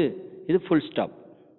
நீங்கள் எத்தனை ஆயிரம் ஆண்டுகள் வேணாலும் பயிற்சி செய்யலாம், ஆனால் தன்னுடைய குறைகளை உணராமல் அதில் திருத்தம் பெறுவதற்கான வழிவகுத்து அதை நடைமுறைப்படுத்தாமல் நம்மிடம் இருக்கக்கூடிய ஆணவம் ஒழியும் என்றோ, அந்த ஆணவத்தினுடைய வெளிப்பாடாக இருக்கக்கூடிய தான், தனது, அதனுடைய பிள்ளைகளாக இருக்கக்கூடிய பேராசை, சினம், கடும்பற்று, முறையற்ற பாலுணர்வு, உயர்தாழ் மனப்பான்மை, வஞ்சம், அவர்களுடைய பேர குழந்தைகளாக இருக்கக்கூடிய பொய், கொலை, கொள்ளை, களவு, சூது, கற்பழிப்பு என்று சொல்லக்கூடிய பஞ்சமகா பாதகங்கள், இவற்றிலிருந்து நாமோ இந்த மனித குலமோ விடுபடுவதற்கு வாய்ப்பே இல்லை. திருடனாய் பார்த்து திருந்தாவிட்டால் திருட்டை ஒழிக்க முடியாது என்பது போல நாமாக சிந்தித்து நம்முள் மாற்றத்தை ஏற்படுத்தாவிட்டால் நிச்சயமாக ஆன்ம உயர்வுக்கு வாய்ப்பில்லை. அருட்தந்தை அவர்கள் பல இடங்களிலே அருகுண சீரமைப்பினுடைய முக்கியத்துவத்தை, அடிப்படை பயிற்சியிலிருந்து பிரம்மஞானம் வரை அந்த பயிற்சியை மீண்டும் மீண்டும் நம்மிடம் சொல்கிறார். எவ்வளவோ யோக பயிற்சிகள் செய்தவர்களோட தோற்று போன இடம். நாம் ராவணனை பார்க்கிறோம், துரியாதனனை பார்க்கிறோம், பல அசுரர்களை பார்க்கிறோம், பல யோகங்களை கற்றுக்கொண்ட பெரிய பலசாலிகளை பார்க்கிறோம். அவர்கள் தோற்ற இடம் குணத்திலே, தன்னுடைய குணத்திலே. அதை மாற்றாமல் நம்முடைய வாழ்க்கையில் பெரிய மேம்பாட்டை நாம் எப்பொழுதும் பார்க்க முடியாது. அதற்காக பல கவிகளை அருட்தந்தை அவர்கள் அருகுண சீரமைப்பு என்ற தலைப்பிலே எழுதியிருக்கிறார்கள். அன்பர்கள் தயவு கூர்ந்து அந்த கவிகளை நிச்சயமாக படித்து உணர்ந்து அதன்படி நாம் வாழ்வதற்கு நாம் சற்றேனும் முயற்சிக்க வேண்டும். இப்போ என்ன சொல்றாரு? தனது குறை ஆழ்ந்துணர்ந்து திருத்தம் பெற்றால் தருக்கொழியும். தருக்கொழிஞ்சிருச்சுன்னா முடிஞ்சது, அவ்வளோதான். அது அவ்வளவு சாதாரணமாக வெளி போகக்கூடியது அல்ல. ஈகோ அப்படிங்கிறதுக்கு சொல்லுவாங்க எக்ஸிட் காட்ஸ் அவுட் அப்படின்னு சொல்லுவாங்க. கடவுள் அங்கே இருக்க மாட்டார், கடவுள் வெளியே போயிடுவார். ஈகோனா தான் என்றாலே அங்கு இறை இல்லை அப்படிங்கிறது பொருள். இவ்வளோதான். எல்லாவற்றையும் நிகழ்த்துவது இறை. நல்லா புரிந்து கொள்ளணும். நம்ம இதை நாம் வாய்களிலே சொல்கிறோம், சொற்களிலே சொல்கிறோம், ஆனால் நம்முடைய விழிப்பிலே அது இருக்கிறதா அப்படிங்கிறத முதல் நாம் செக் பண்ணணும். சரி, இந்த மாதிரி தன்னுடைய குறைகள், நான் சென்ற சில உரைகளிலே சொல்லியிருக்கிறதுக்கு வாய்ப்பு இருக்கு. நம்முடைய குறைகளை எண்ணத்தில் உள்ள குறைகள், சொற்களிலே உள்ள குறைகள், செயல்களிலே உள்ள குறைகள் என்று 3 வகையாக நாம் பிரித்து கொள்ளலாம். 3 வகையாக பிரித்து கொள்ளலாம். அது ஒவ்வொன்றிலுமே நம்முடைய குறைபாடுகளை நாம் அமர்ந்து தியானித்து மன அமைதியிலே சிந்திக்க வேண்டும். என்னுடைய செயல்களிலே எந்தெந்த இடத்திலே நான் தவறுகளை செய்கிறேன், ஒரு கோபப்படுதலாக இருக்கிறதா, ஒரு கவலைப்படுதலாக இருக்கிறதா, ஒரு நேர மேலாண்மை இன்மையாக இருக்கிறதா, பிறருக்கு மதிப்பு கொடுக்காததாக இருக்கிறதா, பணிவின்மையாக இருக்கிறதா, தற்பெருமை நான் பேசிக்கொண்டிருப்பவனாக இருக்கின்றேனா, குற்றம் சொல்லக்கூடியவனாக இருக்கிறேனா, குறை சொல்லக்கூடியவனாக இருக்கிறேனா, கோழி மூட்டக்கூடியவனாக இருக்கிறேனா, இன்னும் ஹோல் லிஸ்ட்டை எடுத்து வச்சுக்கணும். நம்மளுக்கு தெரியாது, நமக்கு எப்போவுமே நம்ம நல்லவன் அப்படிங்கிறது மட்டும்தான் தெரியும். இவன் ரொம்ப நல்லவன் சொல்கிற மாதிரி சரி, நமக்கு நாம் செய்வது எல்லாமே சரியாகவே தெரியும். சரி, நான் அதுக்கு ஒரு டெக்னிக் கூட சொல்லுவேன். உங்கள் வீட்டில் இருக்கிறவங்ககிட்ட கேட்டிங்கன்னா போதும், உங்கள் வீட்டு இருக்கிற அத்தனை லிஸ்ட்டையும் பக்காவாக போட்டு கொடுத்துருவாங்க. நம்மளால் கண்டுபிடிக்கிறதுக்கு ரொம்ப கஷ்டம். உங்கள் ஃப்ரெண்ட்ஸுக்கிட்ட, உங்கள் வீட்டில் உங்கள் க்ளோஸாக இருக்கிறவங்ககிட்ட 4 பேர்கிட்ட கேட்டிங்கன்னா உங்களோட ஜாதகத்தையே உரிச்சு கொடுத்துருவாங்க. இதுதான் உங்கள் கேரக்டர் அப்படின்னு. என்ன மனசு கொஞ்சம் வலிக்கும். சரி, நீங்களாக கண்டுபிடிச்சிட்டா கொஞ்சம் திருப்தி. அடுத்தவன் சொன்னான்னா கொஞ்சம் குத்துற மாதிரி தான் இருக்கும், வேறு வழியே இல்லை. நம்ம நல்லதே செய்யலைன்னு அப்போ தான் புரியும். நாம் இப்போ நம்ம நல்லதாக செஞ்சுட்டு இருக்கிற மாதிரி தெரியுது இல்லையா? விசாரித்து பார்த்தீங்கன்னா நம்ம செய்யறது அத்தனை அட்டூழியம் அப்படிங்கிறது தெரியறதுக்கு வரும். தைரியம் இருந்தால் விசாரிங்க. நான் ஒரு முறை விசாரிக்க போய் கொஞ்சம் கஷ்டம் ஆயிடுச்சு. அதனால தான் இது நான் சொல்கிறேன், இல்லாட்டி இது சொல்ல மாட்டேன். மகரிஷி இல்லாட்டி அதை சொல்லியிருப்பார்ல, நாம தான் மகரிஷிக்கும் மேலே இருக்கிற மாதிரி சிந்திக்கிறது. அவரே சொல்கிறாரு, கம்முன்னு உட்காந்து உன்னோட பிரச்சனை என்ன நீயா யோசிச்சு பாருப்பா, அதுக்கப்புறம் அது திருத்தம் பெறதுக்கு வழி பண்ணுப்பா அப்படின்னு. நான் போய் எல்லாத்துக்கிட்டையும் சரி கேட்டுருவோம் அப்படின்னு கேட்டால் அந்த அன்னைக்கு எனக்கு தூக்கமே வரல. இத்தனை தப்பு நான் பண்ணிகிட்டு இருக்கேண்ணா. சரியாங்களா? அது யாரோ ஒரு சிலர் மட்டும் ஏதோ நல்லதாக சொன்னாங்க, மற்றது எல்லாம் மிஸ்டேக்ஸ் தான். அப்போது இது பெரிய தைரியம் வேணும். வாய்ப்பு இருந்தால் பண்ணுங்கள். ஞானத்தை சீக்கிரம் அடையணும்னா பண்ணுங்க. சரி, அப்போ என்னுடைய குறைபாடுகள் என்ன? மகாத்மா காந்தி அவர்கள் சொல்லது போல, கண் இல்லாதவன் குருடன் அல்ல, தன் குறைகளை உணராதவனே குருடன். சரிதானுங்களா? இப்போ நம்மளுடைய குறைகளை நம்ம உணரவே இல்லை. அப்போ தன்னுடைய குறைகள் என்ன, இதனால் என்ன பயன் வருதுன்னு நான் பின்னாடி சொல்கிறான். மகரிஷி அந்த கவியில் சொல்கிறார். அப்போ என்னுடைய செயல்பாடுகளிலே இருக்கக்கூடிய குறைபாடு நான் எதிர்பார்க்கின்றேனா? இது மிகப்பெரிய விஷயம். நான் பற்று கொண்டு இருக்கிறேனா? நான் விழிப்பு நிலை அற்று இருக்கிறேனா? விழிப்பு அற்று செயல்படுகின்றேனா? கவனத்தோடு பேசுகின்றேனா? கவனமின்றி பேசுகின்றேனா? காலையில் எழுந்தது முதல் மாலை இரவு உறங்குவது வரை நம்முடைய செயல்பாடுகளை கவனிங்க. இதில் 5 அளமுறையெல்லாம் நான் உங்களுக்கு பல முறை சொல்லியாச்சு, பல ஆசிரியர்கள் பேசியாச்சு. அதெல்லாம் கவனிக்கணும். சரிங்களா? உணவு, உழைப்பு, உறக்கம், உடலுறவு, எண்ணம், இந்த 5 வகை செயல்பாடுகளிலே அளவு முறை காக்கின்றேனா? திட்டமிட்டுத்தான் செயல்படுகின்றேனா? காலத்தை சரியாக பயன்படுத்துகின்றேனா அல்லது வீணடிக்கின்றேனா?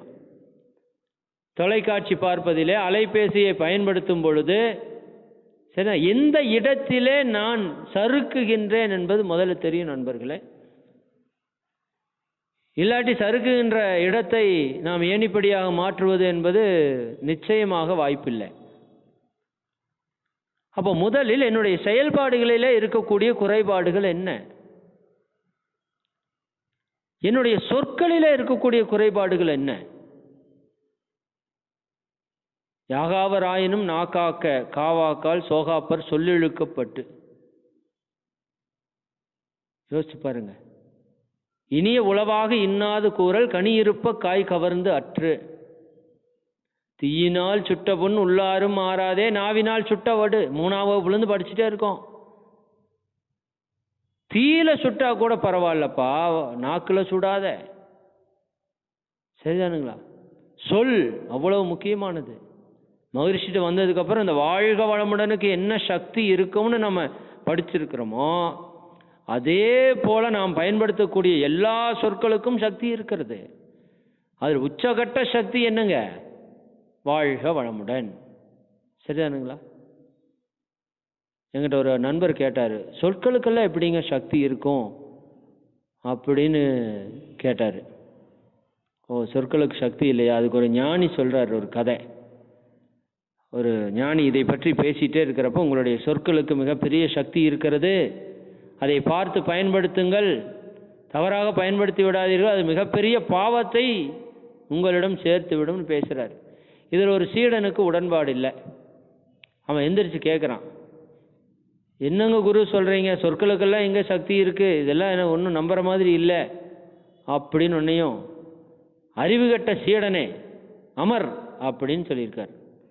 அவனுக்கு வந்தது பாருங்க கோபம். என்னவெல்லாம் பேசணுமா எல்லாம் பேசிட்டான். நீ எல்லாம் குருவா அதுவா இதுவா எல்லாம் சண்டைபடிக்கு பேசியாச்சு. சண்டை அடிக்க போகிற அளவுக்கு சண்டையாச்சு. அப்புறம் அவர் மன்னித்து விடுங்கள் சீடரே, நான் அறியாமையில் தெரியாமல் சொல்லிவிட்டேன், மன்னித்து விடுங்கள் அப்படின்னு சொன்னோன்னையும் அவர் சீடர் கொஞ்சம் சாந்தமாயிட்டார். ஐயோ குருவே இந்த அளவுக்கு சொல்கிறாரு அப்படின்னு சொல்லிட்டு என்ன ஆயிடுச்சுங்க, சீடர் காம்ப்ரமைஸ் ஆகி சாந்தமாயிட்டார்.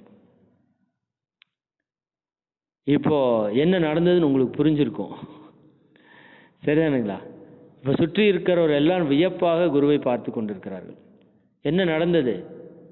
அவர் ஒரு கேள்வி கேட்டார். அறிவுகட்ட சீடனே அப்படின்னு சொன்ன உடனே ஒற்றை வார்த்தை என்ன பண்ணிருச்சுங்க, டோட்டலாக ரைஸ் பண்ணிருச்சு. அந்த சூழலையே கலவரமாக மாற்றிவிட்டது. கலவரமாயிடுச்சு. அடுத்த ஒரு நிமிடத்தில் அந்த குரு என்ன சொல்கிறார், மன்னித்து விடுங்கள் சீடரே என்று சொன்ன உடனே அந்த இடமே என்ன ஆயிடுச்சுங்க, மீண்டும் அமைதி ஆட்கொண்டது. இதை வைத்து அந்த சீடர் சொல்றார், சரி புரிந்து கொண்டேன் குருவே, என்னை மன்னித்து விடுங்கள், நான் உனக்கு இதை உணர்த்துவதற்காகத்தான்ப்பா அதை சொன்னேன். அது ஒரு வார்த்தை சொல்லுவாங்க இல்லைங்களா, கவிதாசன் ஐயா தான் சொல்லுவாங்க, ஒரு வார்த்தை கொல்லும் ஒரு வார்த்தை வெல்லும். இதுதான் மனிதனுடைய வெற்றியினுடைய ரகசியம். இந்த இடம் நம்ம பெரும்பாலும் தோற்பதற்கான இடம் பாருங்க, அந்த வார்த்தையில் இருக்கக்கூடிய அணுகுமுறை அப்ரோச். மகிழ்ச்சி சொல்லுவாங்க, ஆசை சீரமைத்தல் வெரி வெரி இம்பார்ட்டன்ட் அப்ரோச் இருக்கு. சரி, நீங்கள் பண்ணுற அப்ரோச்சில்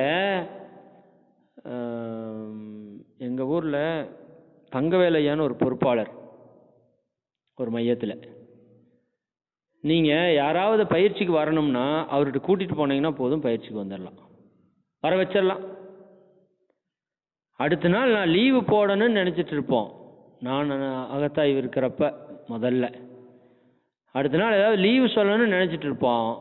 அவர் அந்த பயிற்சியை பற்றி சொல்கிற விஷயத்தில் சத்தியமாக லீவே போடக்கூடாதுன்னு முடிவு பண்ணிடுவோம். வராத ஆளையும் வர வைக்க முடியும். ஆனால் சிலர் பேசுவாங்க, வரலான்னு நினச்சிட்டு இருக்கிறவங்க கூட வரமாட்டான். அந்த மாதிரி ஆகி போயிடும் பல சமயம். சரியானுங்களா? அப்போ அந்த வார்த்தை என்பது மிகப்பெரிய சக்தி, அதை மிகச் சரியாக பயன்படுத்தணும். அப்போ நம்முடைய வாழ்க்கையிலே காலையிலிருந்து இரவு வரை நாம் எத்தனையோ ஆயிரம் சொல்கிறாங்க, 6000 எத்தனையோ வார்த்தைகளை நம்ம பயன்படுத்துகிறோன்னு சொல்லி சொல்கிறாங்க. அவ்வளவு வார்த்தைகளை நாம் பயன்படுத்துகிறோம். அப்போ அந்த வார்த்தைகளை கொண்டே நாம் இறைவனை அடைய முடியும், புண்ணியத்தை சேர்க்க முடியும் கர்மயோகத்தில். சரிதானுங்களா? அந்த புண்ணியத்தை சேர்க்கிற அளவுக்கெல்லாம் போக வேண்டாம். மகரிஷி இங்கே என்ன சொல்கிறாரு, பாவத்தை சேர்த்துறத நிறுத்து. நரம்பில்லாத நாக்கு எப்படி வேணால் வளையுது இல்லையா? ஒற்றை சொல் அன்பர்களே, எனக்கு தெரியும் சிலரெல்லாம் நான் பார்க்குறேன், ஒரு வார்த்தை கேட்டதுக்காக அவங்க வாழ்க்கையவே தொலைத்தவர்களெல்லாம் பார்க்குறேன் நான். ஒரு வார்த்தையில் கணவன் மனைவி உறவாகட்டும், குடும்ப உறவுகளாகட்டும், தொழில் அகமாக இருக்கட்டும், சில வார்த்தைகள் மிகப்பெரிய பிளவை ஏற்படுத்தி வர்றதை பார்க்குறோம். அப்போ வார்த்தையில் கவனமாக இருக்க வேண்டும். அதான் ரீவைண்ட் பண்ணி பார்க்கணும். நான் காலையிலேருந்து என்ன வார்த்தைகளை நான் பிரயோகம் பண்ணியிருக்கிறேன், இந்த வார்த்தை நான் இறையுணர்வை பெறுவதற்கு எனக்கு உதவுமா? இந்த செயல் உதவுமான்னு நான் முதல்ல கேட்டோம் இல்லையா? இந்த வார்த்தை எனக்கு இறையுணர்வு பெறுவதற்கு உதவுமா? யோசித்து பார்க்கணும். இல்லை இறையுணர்வை தள்ளி நிறுத்துமா?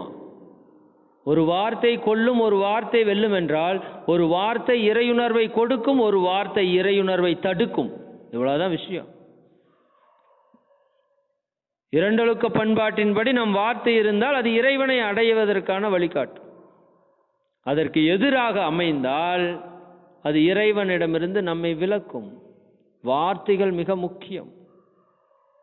ஏன்னா அந்த ஏதாவது தவறா சொல்லிட்டீங்கன்னா சிலர் மனசுக்கு உள்ள போய் குத்தி நங்கூரம் மாதிரி பாஞ்சு நின்று அது விஷத்தை கக்கிட்டே இருக்கும். என்ன அன்னைக்கு என்ன சொன்னா அப்படின்னு அந்த அம்மா நினைச்சு பொங்குறாங்க பார்த்தீங்களா? அப்போ வெள்ளம் அவங்களுடைய அத்தனை வருத்த அலைகளும் நம்முடைய கருமையத்தில் வந்து அப்படியே குபீர்னு பதியும். நல்லா புரிஞ்சுக்கோங்க. இந்த மனிதர்களை துன்பப்படுத்துறதுல மட்டும் கவனமாக இருங்க. ஏன்னா விலங்குகளை துன்பப்படுத்தினா கூட அப்போதைக்கு துன்பப்பட்டுட்டு ஓடிடும். திருப்பியெல்லாம் யோசிச்சு பார்க்குமான்னு எனக்கு தெரியல. எனக்கு என்னோட அறிவு கட்டி இல்லாமல் இருக்கிற மாதிரி தெரியல. இவன் தான் என்னை கல்லில் அடித்தான் அப்படியெல்லாம் அதெல்லாம் யோசிக்காது. ஒரு தடவை அடி வாங்கிச்சா கேன்னு கத்திட்டு ஓடிடும். ஆனால் இந்த மனுஷங்க மட்டும் கவனமாக இருக்கணும். ஒரு முறை துன்பப்படுத்திட்டோம்னா 1000 முறை அந்த துன்பத்தை நினச்சி அவங்களும் கஷ்டப்பட்டு, சரிங்களா, நம்ம கருமையத்தையும் 10,000 மடங்கு பாவப்பதிவாக மாற்றி விட்டுருவாங்க. நல்லா புரிஞ்சுக்கோங்க. ஒரு வார்த்தை போதும். அதனால் வார்த்தையில் ரொம்ப கவனமாக இருக்கணும். இன்னும் அந்த வார்த்தைகளிலே எண்ணங்களிலே நேர்மறை என்று இருக்கிறது, எதிர்மறை என்று இருக்கிறது. இது உங்களுக்கு தெரியும்.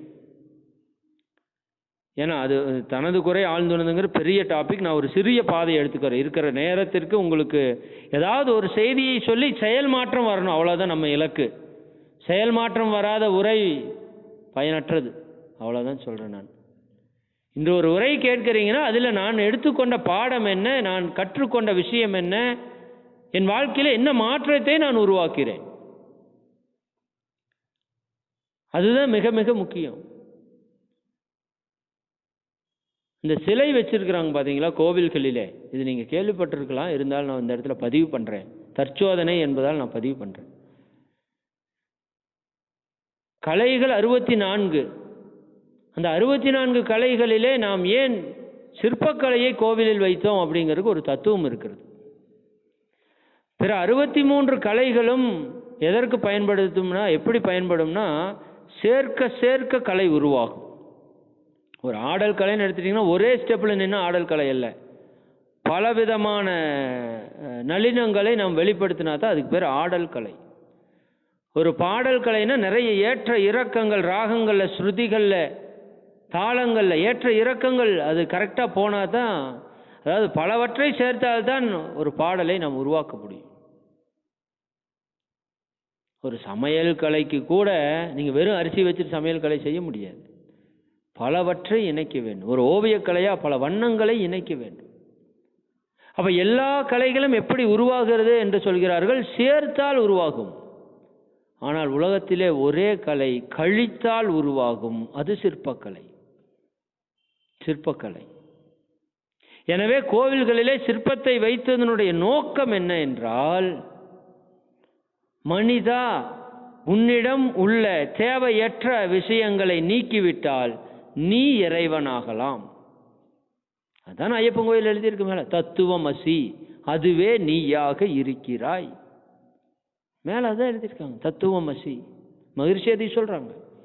எதுவே இறைவனே நீயாக இருக்கிறாய். சாமியே ஆசாமியாக இருக்கிறது. ஆசையுள்ள சாமி ஆசாமி, சரிங்களா? நீ ஆசைகளை நிறைவேற்றி கொண்டால் நீ சாமி. சாவை மிஞ்சியது சாமி. அப்ப அதனுடைய உதாரணம் என்ன சொல்ல வருகிறது சிலை? நான் என்னிடம் இருந்த தேவையற்றவைகளை நீக்கிக் கொண்டேன், இப்பொழுது தெய்வமாக இருக்கிறேன். நாம் நம்முடைய கர்ம வினைகளிலே இருக்கக்கூடிய தேவையற்ற களங்கங்களை நீக்கிவிட்டால், மனிதன் மைனஸ் ஆணவம் கண்மம் மாயைட் இஸ் ஈக்குவல் டு கடவுள். சேம் அதே கான்செப்ட் நம்மளிருந்து கழிக்க வேண்டும். அன்பர்களே, ஆணித்தரமாக நம்புங்கள், நாம் பெறுவதற்கு என்று எதுவும் இல்லை இந்த உலகிலே. அனைத்தும் உள்ளேயே இருக்கிறது. ஒரு சிலர் சங்கல்பம் சொல்றப்ப கூட சொல்லுவாங்க, அருட்பேராற்றல் கருணையினால் உடல் நலம், நீலாயில் நிறை செல்லும் உயர்ப்புகள், மெஞ்ஞானம் பெற்று ஓங்கி வாழ்வேன். தப்பு. பெற்று தப்பு. பெறுவதற்கு என்ன, அது இல்லையா நம்மகிட்ட?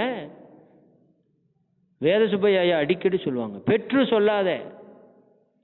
அதே போல நல்ல உடல் நலம், அது என்ன, உடல் நலத்தில் நல்ல உடல் நலம் கெட்ட உடல் நலம் இருக்கா?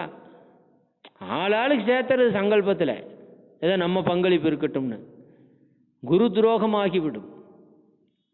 குரு கொடுத்த வார்த்தையை மாற்றணும் அப்படின்னா நம்ம குருவை விட உயர்ந்த நிலையில் இருக்கணும். அதனால தான் சங்கத்தில் ஸ்மார்ட் புக்கில் பார்த்தீங்கன்னா அந்த விதிமுறைகளை போட்டிருப்பாங்க மிக தெளிவாக. இதில் ஒரு சொற்றொடரை கூட்டவோ குறைக்கவோ கூடாது, அது குரு துரோகமாயிரும்.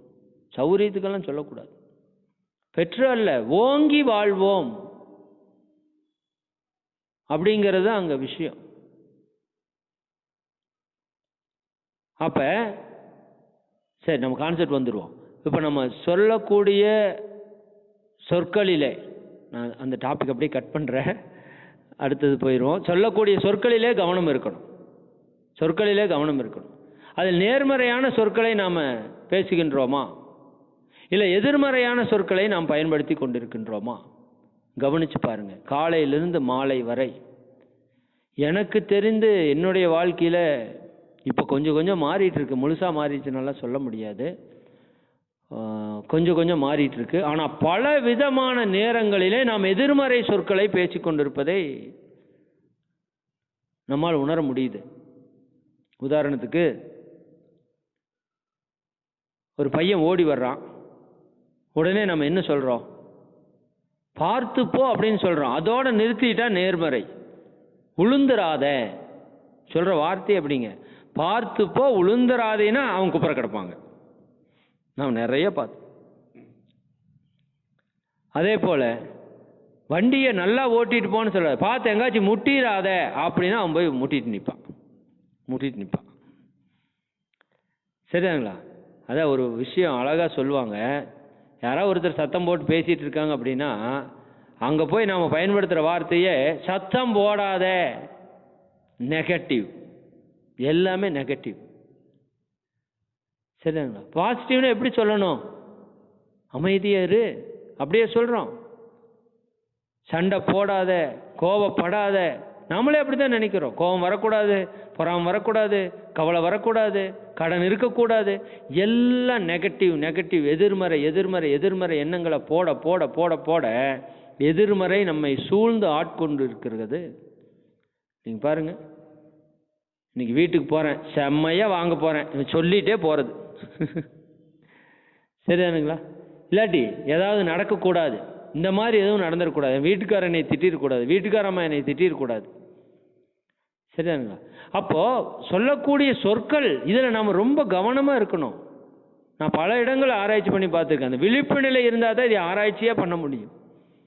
தற்சோதனைக்கு என்ன வேணுங்க? விழிப்பு நிலை வேண்டும். விழிப்பு நிலை இல்லாட்டி நம்மால் என்ன பண்ண முடியாது, அது ஹேண்டிலே பண்ண முடியாது. நம்ம பேசிட்டே இருக்கிறோம், எந்த இடத்துல நம்ம அவேர்னஸாக இருக்கிறோம் தெரியறதுக்கு. அப்போ சொல்லக்கூடிய சொற்கள் நம்ம வாயிலிருந்து வர்றப்பவே அவேர்னஸோடு வரணும். என்ன சொல் நம்ம சொல்ல போகிறோம்? குழந்தைகளை எத்தனை இடங்களிலே திட்டுகிறோம். எருமை மாடு பார்த்துட்டே இருக்கிறோம். சனியன் பிடித்தவனை அதையும் பார்க்கிறோம். சரிங்களா? எந்த மாதிரியான வார்த்தைகளை பிரயோகிக்கிறோமோ அது அங்கு செயல்படும். இதுதான் இயற்கையினுடைய தத்துவம். நீங்கள் எருமை மாடு அப்படின்னு சொல்லிட்டீங்கன்னா எருமை மாடு எப்படி வாழ்க வளமுடன் போய் வாழ்த்து மோதுதுன்னு சொல்கிறீங்க. அப்போ எருமை மாடு அலை தத்துவம் இல்லையா? எருமை மாடு அலை தத்துவம் தான். அது முதல்ல நம்மளே எருமை மாடாக்கும், அப்புறம் நம்ம பையனையும் எருமை மாடாக்கும். சரிதானுங்களா? ரொம்ப கவனம் இருக்கணும் வார்த்தைகளில். கம்முன்னு இருக்கிறது நல்லது. சரிதானுங்களா? பேசாமல் இருக்கிறது மிக மிக சிறப்பு. முடிந்த வரைக்கும் மௌனம் கடைபிடிப்பது மிக சிறப்பு. அப்போ அந்த வார்த்தைகளை பிரயோகிக்கும் பொழுது இனிமேல் நம்முடைய வாழ்க்கையிலே செயல்களை எடுத்து அனலைஸ் பண்ணணும். தனது குறைகள் எங்கெங்கே இருக்கு அன்பர்களே. அதை திருத்தம் பெறுவது கூட ரெண்டாவது. முதல் குறையே தெரியாமல் எப்படி நாம் திருத்தம் பெறுவது சொல்லுங்க? குறையே தெரியாமல் நாம் எப்படி அதை திருத்தம் பெற முடியுங்கிறது தான் இப்போ வரைக்கும் எனக்கு இருக்கிற பெரிய டவுட். நாம் உட்காந்து சிந்தனையே செய்யலைன்னா, நம்ம மேலே இருக்கிற குறைபாடே தெரியல அப்படின்னா நாம் எப்படி திருத்தம் பெறுவது? சரி, அப்போ நாம் இன்னைக்கு ஒரு சங்கல்பம் எடுத்துக்குவோம். நம்மளுடைய செயல்பாடுகளை கொஞ்சமாவது கவனிக்கணும். தியானம் செய்ய செய்ய விழிப்பு நிலை கிட்டும். ஆக்னை செய்ய செய்ய அவேர்னஸ் கிடைக்கும்னு சொல்றார் மகரிஷி. அந்த அவேர்னஸ்லயே நிற்கிறதுக்கு பழகணும். அப்ப நம்முடைய செயல்களிலே இருக்கிற, சொல்களிலே இருக்கிற குறைபாடுகளை நாம் வெளிப்படையாக கண்டுகொள்ள முடியும். ஒரு மணி நேரம் ஒரு செயல் செய்யறோமா, அந்த 1 ஹவர்ல ஒரு 2 நிமிஷம், இந்த 1 ஹவர்ல நான் என்னென்ன செஞ்சது சரிதானா, ஏதாவது எதிர்மறையான விஷயங்கள் இருக்கா, சரி அதே மாதிரி நான் சொன்ன சொற்கள் சரியா இருக்கா, அப்போ இந்த சொல்ல நான் இப்படி பயன்படுத்துறங்காட்டி அவங்க மனசு எப்படி வருத்தப்பட்டுச்சா சந்தோஷப்பட்டுச்சா, அப்போ இது எப்படி நான் அடுத்த முறை நான் இதை வைத்துக்கொள்ளணும். இது ரொம்ப கவனமாக இருங்க. ஏனால் இந்த சொற்களை நீங்கள் கண்டுபிடிச்சா தான் உங்கள் எண்ணங்களுக்கே பெரிய இது கிடைக்கும். நம்ம என்ன மாதிரி பயிற்சிக்கு வந்து எண்ணங்களை ஆராய்ச்சி பண்ணி எழுதுங்கன்னு சொல்கிறோம். இந்த எண்ணங்களை கண்டுகொள்வதற்கான ஒரு வெளிப்படையான விஷயம் நம்மளுடைய சொற்களும் செயல்களும். ஒரு சொல்லையும் செயலையும் பார்த்தீங்கன்னா அவரோட எண்ணம் எப்படி இருக்குன்னு ஓரளவுக்கு அனலைஸ் பண்ணிடலாம். அதற்கப்புறம் மூலமாக இருக்கிற எண்ணத்தில் கை வைக்கணும். ஏன்னா எண்ணம் தான் எல்லாத்துக்கும் அடிப்படைன்னு தெரியும். எண்ணம் ஆராய்தல் பயிற்சி எல்லா பிரச்சனைக்கும் தீர்வுன்னு தெரியும். ஆனால் உட்காந்து பண்ண மாட்டோம். அதுதான் சிரமமே. இந்த உரை உங்களிடம் எண்ணம் ஆராய்தல் பயிற்சியையோ தற்சோதனை பயிற்சியோ தூண்டுமானால் இது உண்மையாலுமே மகரிஷிக்கு கிடைத்த வெற்றி. இல்லை என்றால் இதுவும் 10ஓடு 11ஆன ஒரு உரை, அப்படி வைத்துக் கொள்ளலாம். நிச்சயமாக செயலுக்கு கொண்டு வரணும் அன்பர்களே. தனது குறை ஆழ்ந்து உணர்ந்து திருத்தம் பெற்றால்தான் தருக்கொழியும் பிறரிடமும் நட்பு ஓங்கும். பெரும்பாலான மக்களுக்கு எனக்கு தெரிஞ்ச ஒரு 95% நட்பு வட்டாரம் மிக குறுகிய அளவில் இருப்பதை நான் பார்க்கிறேன். 100க்கு 5 பேருக்கு இருந்தால் பெருசு. ஏன்? இதுதான் பிரச்சனை. யாரிடமும் நம்மால் நட்பை நன்றாக வைத்துக் கொள்ள முடியும், இன்க்ளூடிங் மன்ற அன்பர்கள் வரைக்கும் வச்சுக்கோங்களேன். ஏன்னா அது தன்னுடைய குறையை பார்க்காமல் பிறருடைய குறையை பார்க்கிறோம். அதுதான் பிரச்சனை. மகிழ்ச்சி இன்னொரு கவியில சொல்லுவாங்க, தன் குற்றம் குறைகள் தம்மை தன்னுள் ஆய்ந்து தான் கண்டு தனை திருத்தும் தகைமை வந்தால் ஏன் குற்றம் பிறர் மீது சுமத்தக்கூடும். அது மிக மிக அருமையான கவி, சான்ஸே இல்லை. மகிழ்ச்சியோட கவிகளில் சில கவிகள் அவ்வளவு ஒரு ஞானத்தை வெளிப்படுத்து. எல்லாமே தான் அப்படித்தான். சில கவிகள் அது நம்ம ஒவ்வொருத்தரோட கருமையத்தையும் தொலைச்சு வேலை செய்யும். நீ ஏன் அடுத்த மேல குற்றம் சொல்றீன்னா, நீ உன்னோட குற்றத்தை ஆராய்ச்சியே பண்ணாதவன். இயேசு மகானை பற்றி நான் சில உரைகளை சொல்லியிருக்கிறேன், ஆழியார் உரையில பகிர்ந்ததில்லை. இந்த விஷயம் நமக்கு தெரியணும். ஏன்னா அன்பர்களே, எல்லாருமே தவறு செய்தவர்கள், எல்லார்கிட்டையும் தவறு இருக்கு. நீங்களும் சரி நானும் சரி. தவறு இல்லாட்டி நம்ம பிறப்பதற்கு வாய்ப்பே இல்லை. பதிவில்லைன்னா நமக்கு வாய்ப்பே இல்லை பிறப்பதற்கு. சரி, குறையில்லாத மனிதர்கள் இல்லை. குறை மட்டுமே காண்பவர்கள் மனுஷனே இல்லைம்பார் கவிதாசன் ஐயா சொல்வார் இந்த வார்த்தை. குறையில்லாத மனிதர் இல்லை, குறையை மட்டுமே பார்ப்பவன் மனிதனே இல்லை. சரிதானுங்களா? பறையொலியால் சங்கீதம் பயனற்று காண்பதை போல் குறை காண்பவர் அறிவில் நற்குணங்கள் பயனற்று இருக்கும். குறை காண வேண்டாங்கிறார் மகரிஷி. குறை காண்பதால் என்ன பலன்? உன் கருமையும் குறையாகிறதுங்கிறார். நீங்க பாருங்க, குறை சொன்னா உங்களுடைய கருமையத்துல குறைய பதிவு பண்ணாம உங்களால குறை சொல்ல முடியாது. நான் கலங்கப்படாமல், நான் எரியாமல் பிறவற்றை எரிக்க முடியாது. நல்லா புரிஞ்சுக்கணும். அப்ப என்ன சொல்றாரு? ஏன் பிறர் மேல குறை சொல்றான்னா, இவன் தன் மேலேயே குறைய கண்டுபிடிக்கல. ஒரு பெண் தவறான விஷயங்களில் ஈடுபடுகிறாள். அந்த ஊரில் இயேசு மகான் இருக்கிறார். நீங்கள் கேள்விப்பட்டிருப்பீங்க. இருந்தாலும் இது நான் ஒரு 1000 முறை இந்த கதையை சிந்திச்சிருப்பேன், என் மேல் இருக்கிற குறையை உணர்ந்து கொள்வதற்காக. பல இடங்கள்ல இந்த கதையை திரும்ப திரும்ப சொல்றேன். இந்த கதையை கேட்பதை நம் நோக்கமல்ல, சிந்திக்கணும். இந்த கதையில என்ன விஷயம் இருக்கு? ஊரார் அனைவரும் கூட அந்த பெண்ணை ஒரு இடத்துல நிறுத்தி அடித்து கொள்வது என்று திட்டமிட்டு விட்டார். இயேசு மகான் வருகிறார். சரி, அவர் வந்துட்டார், மகான் வர்றார், அவர்கிட்ட கேட்கணும். சரி, கேட்டாச்சு. மகானே, இந்த மாதிரி இவர்கள் இந்த தவறை செய்திருக்கிறார்கள், என்ன செய்யலாம் அப்படின்னா, ஒன்று எதுவும் செய்ய வேண்டான்னு சொன்னால் அங்கே இருக்கிற சமூக நியதிக்கு அது தவறாக போயிடும். தவறான பெண்மணி அப்படிங்கிறது தவறாக போயிடும். சரி, அடித்து கொள்ளுங்கன்னு சொல்லிட்டார்னா இவரோட ஹோல் கான்செப்ட் அன்புக்கே எதிர்ப்பாக போயிடும். அன்பை போதிப்பதற்கு அந்த வார்த்தையை சொல்ல முடியுமா? அப்போ இயேசு மகன் சொல்றாரு பாருங்க, ஒரு பதில், சான்ஸே இல்லை. இதில் யார் குற்றம் குறை செய்யாதவர்கள் இருக்கிறீர்களோ, குற்றம் செய்யாதவர்கள் இருக்கிறீர்களோ அவர்கள் கல்லெடுத்து அடிக்கலாம்னு போயிட்டார். முடிஞ்சது. இதில் தவறு செய்யாதவன் நீ அவளை கொல்லு கொல்லு, ரைட், கொல்லு, போயிட்டார். மகானுக்கு தெரியாதா? சரிங்களா? அத்தனை பேரும் கல்லை கீழே போட்டுவிட்டு வீட்டுக்கு போனார்கள். இங்கே தான் நம்ம சிந்திக்கணும். பிறரை குறை சொல்றமே, அறிஞர் அண்ணா அவர்களுடைய சிலையை பார்த்து கூட நம்ம பேராசிரியர்கள் சொல்வதுண்டு, ஒரு விரலை நீட்டி பிறரை குறை காட்டும் போது மற்ற 3 விரல்களும் உன்னை நோக்கி நிற்கும். அறிஞர் அண்ணா கையை நீங்க வச்சிருக்கிறத நீங்க பார்க்கலாம். கட்டை விரல் மேலோங்கி, ஆள்காட்டி விரல் முன்னோக்கி, நடுவிரலும் மோதிர விரலும் சுண்டு விரலும் சரியா எங்க நிற்கும்? நம்மை நோக்கி நிற்கும். பிறரை ஒரு முறை குறை கோருவதற்கு முன்பு உன்னை 3 முறை பரிசோதித்துக்கொள். எவ்வளோ பெரிய ஞானம் பாருங்க, எவ்வளோ பெரிய ஞானம். அப்புறம் தன்னிடம் இருக்கக்கூடிய குறைபாடுகள் என்ன என்பதை நாம் நிச்சயமாக இப்பிறவியில கண்டறிய வேண்டும். அப்படி கண்டுகிட்டோம்னா சரியானுங்களா, அடுத்தவர்கள் மீது நாம் குற்றம் குறைகளை காணுவதற்கு வாய்ப்பே இல்லை. அப்படி ஏதேனும் கண்டாலும் மன்னித்தாலும் மேன்மைக்கே மனம் உயரும் என்று சொல்கிறார். நல்லா புரிஞ்சுக்கோங்க.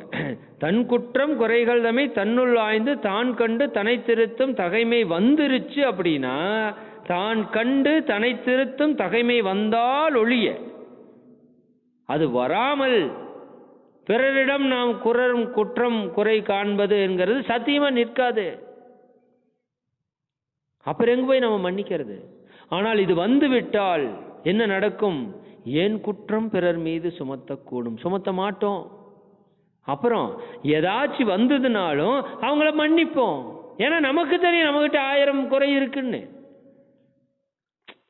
கணவன் மனைவி மேலோ, மனைவி கணவன் மேலோ, இருவரும் பெற்றோர்கள் மேலோ, பெற்றோர்கள் பிள்ளைகள் மேலோ, உடன் பணிபுரிபவர்கள் மேலோ, சகோதர சகோதரி மேலோ, உறவினர்கள் மேலோ குறை காண்கிறோம். ஏன் குறை காண்கிறோம்? நாம் ஏதோ நிறைவாக இருப்பது போல, நாம் எந்த தவறும் செய்யாதவர்கள் போல, நான் பெரிய நல்லவன் போல பிறரை குறை கூறுகிறேன். உண்மை என்ன? ஆழ்ந்து சிந்தித்து பார்த்தால் தெரியும் நம்ம மேல எத்தனை குறைகள் இருக்கிறது என்று. நம்ம குறைகளை வைத்து அவர்களுடைய குறையை கம்பேர் பண்ணோம்னா நம்முடைய குறைபாடே அல்ல என்பது புரிந்துவிடும். மன்னிக்கணும், அவங்களுடைய குறைபாடே அல்ல என்பது புரிந்துவிடும். இங்க 1000 இருக்கு. நான் என் மனைவிக்கு 1000 இடத்திலே பிரச்சனை கொடுக்கிறேன், அவர்கள் எனக்கு ஒரு இடத்திலே பிரச்சனை கொடுக்கிறார்கள். இது ஒரு பெரிய விஷயமா? மன்னித்தாலும் மேன்மைக்கே மனம் உயரும். பிறர் தவறால் மிக வருத்தம் துன்பம் அது வந்த போதும் தன் குற்றம் குறைகள் தம்மை தன்னுள் ஆய்ந்து தான் கண்டு தன்னை திருத்தும் தகைமை பெற்றவர்களுக்கு மிக வருத்தம். பிறர் தவறால் துன்பம் வந்த போதும் நன்மைக்கே யாம் செய்த பாவம் போச்சு. அது எதுக்குங்க? நன்மைக்கே நாம் செஞ்ச பாவம் எல்லாம் போச்சு. நான் கண்ட தெளிவு இது, நலமே பெற்றேன். இதனால் அவர் எந்த இழப்பையும் அவர் சந்திக்கல. நல்லா புரிஞ்சுக்கோங்க. அதை வைத்துக்கொண்டு சொல்கிறார், தனது குறை ஆழ்ந்துணர்ந்து திருத்தம் பெற்றால் தருக்கொழியும் பிறரிடமும் நட்பு ஓங்கும், மனது ஒரு தூய நிலையை நாடிச் செல்லும். இதை செய்ய செய்ய செய்ய செய்ய மனம் ஒரு தெய்வீக நிலையை, தூய நிலையை, ஆழ்ந்த அமைதியான ஆனந்த நிலையை நோக்கி செல்லும். மற்றவரும் இதன் விளைவாய் நலம் காண்பார்கள். எல்லாருக்கும் நல்லது செய்யணும்னு நினைக்கிறோமே, அந்த எல்லாத்தையும் துன்பப்படுத்துறது என்ன? இந்த மனதில் இருக்கக்கூடிய அழுக்குகள் தானே, குறைகள் தானே மனதின் மூலமாக எண்ணம் சொல் செயலாக வெளிப்பட்டு தன்னையும் பிறரையும் துன்பப்படுத்தி நம்முடைய பாவ வினைகளை மிகுதிப்படுத்தி இறையுணர்வை தடுக்கக்கூடியது. அது நின்றுவிடும். இதன் விளைவாய் மற்றவரும் நலம் காண்பார்கள். எனது நான் எனும் இரண்டு சொற்களுக்கும் ஏற்புடைய கருத்துணரும் தகைமை கிட்டும். புரிஞ்சு போயிடும்.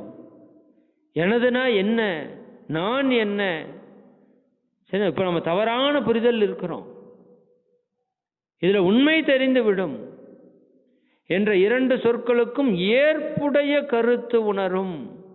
நானே எல்லாமுமாக இருக்கிறேன், இறைவனே நானாக இருக்கிறேன், இறைவனே எல்லாமுமாக இருக்கிறான்.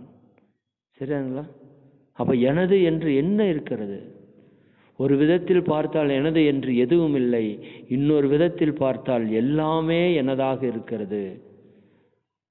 நான் என்பது எதுவும் இல்லை, இன்னொரு கோணத்திலே எல்லாமாகவே நானே இருக்கிறேன்.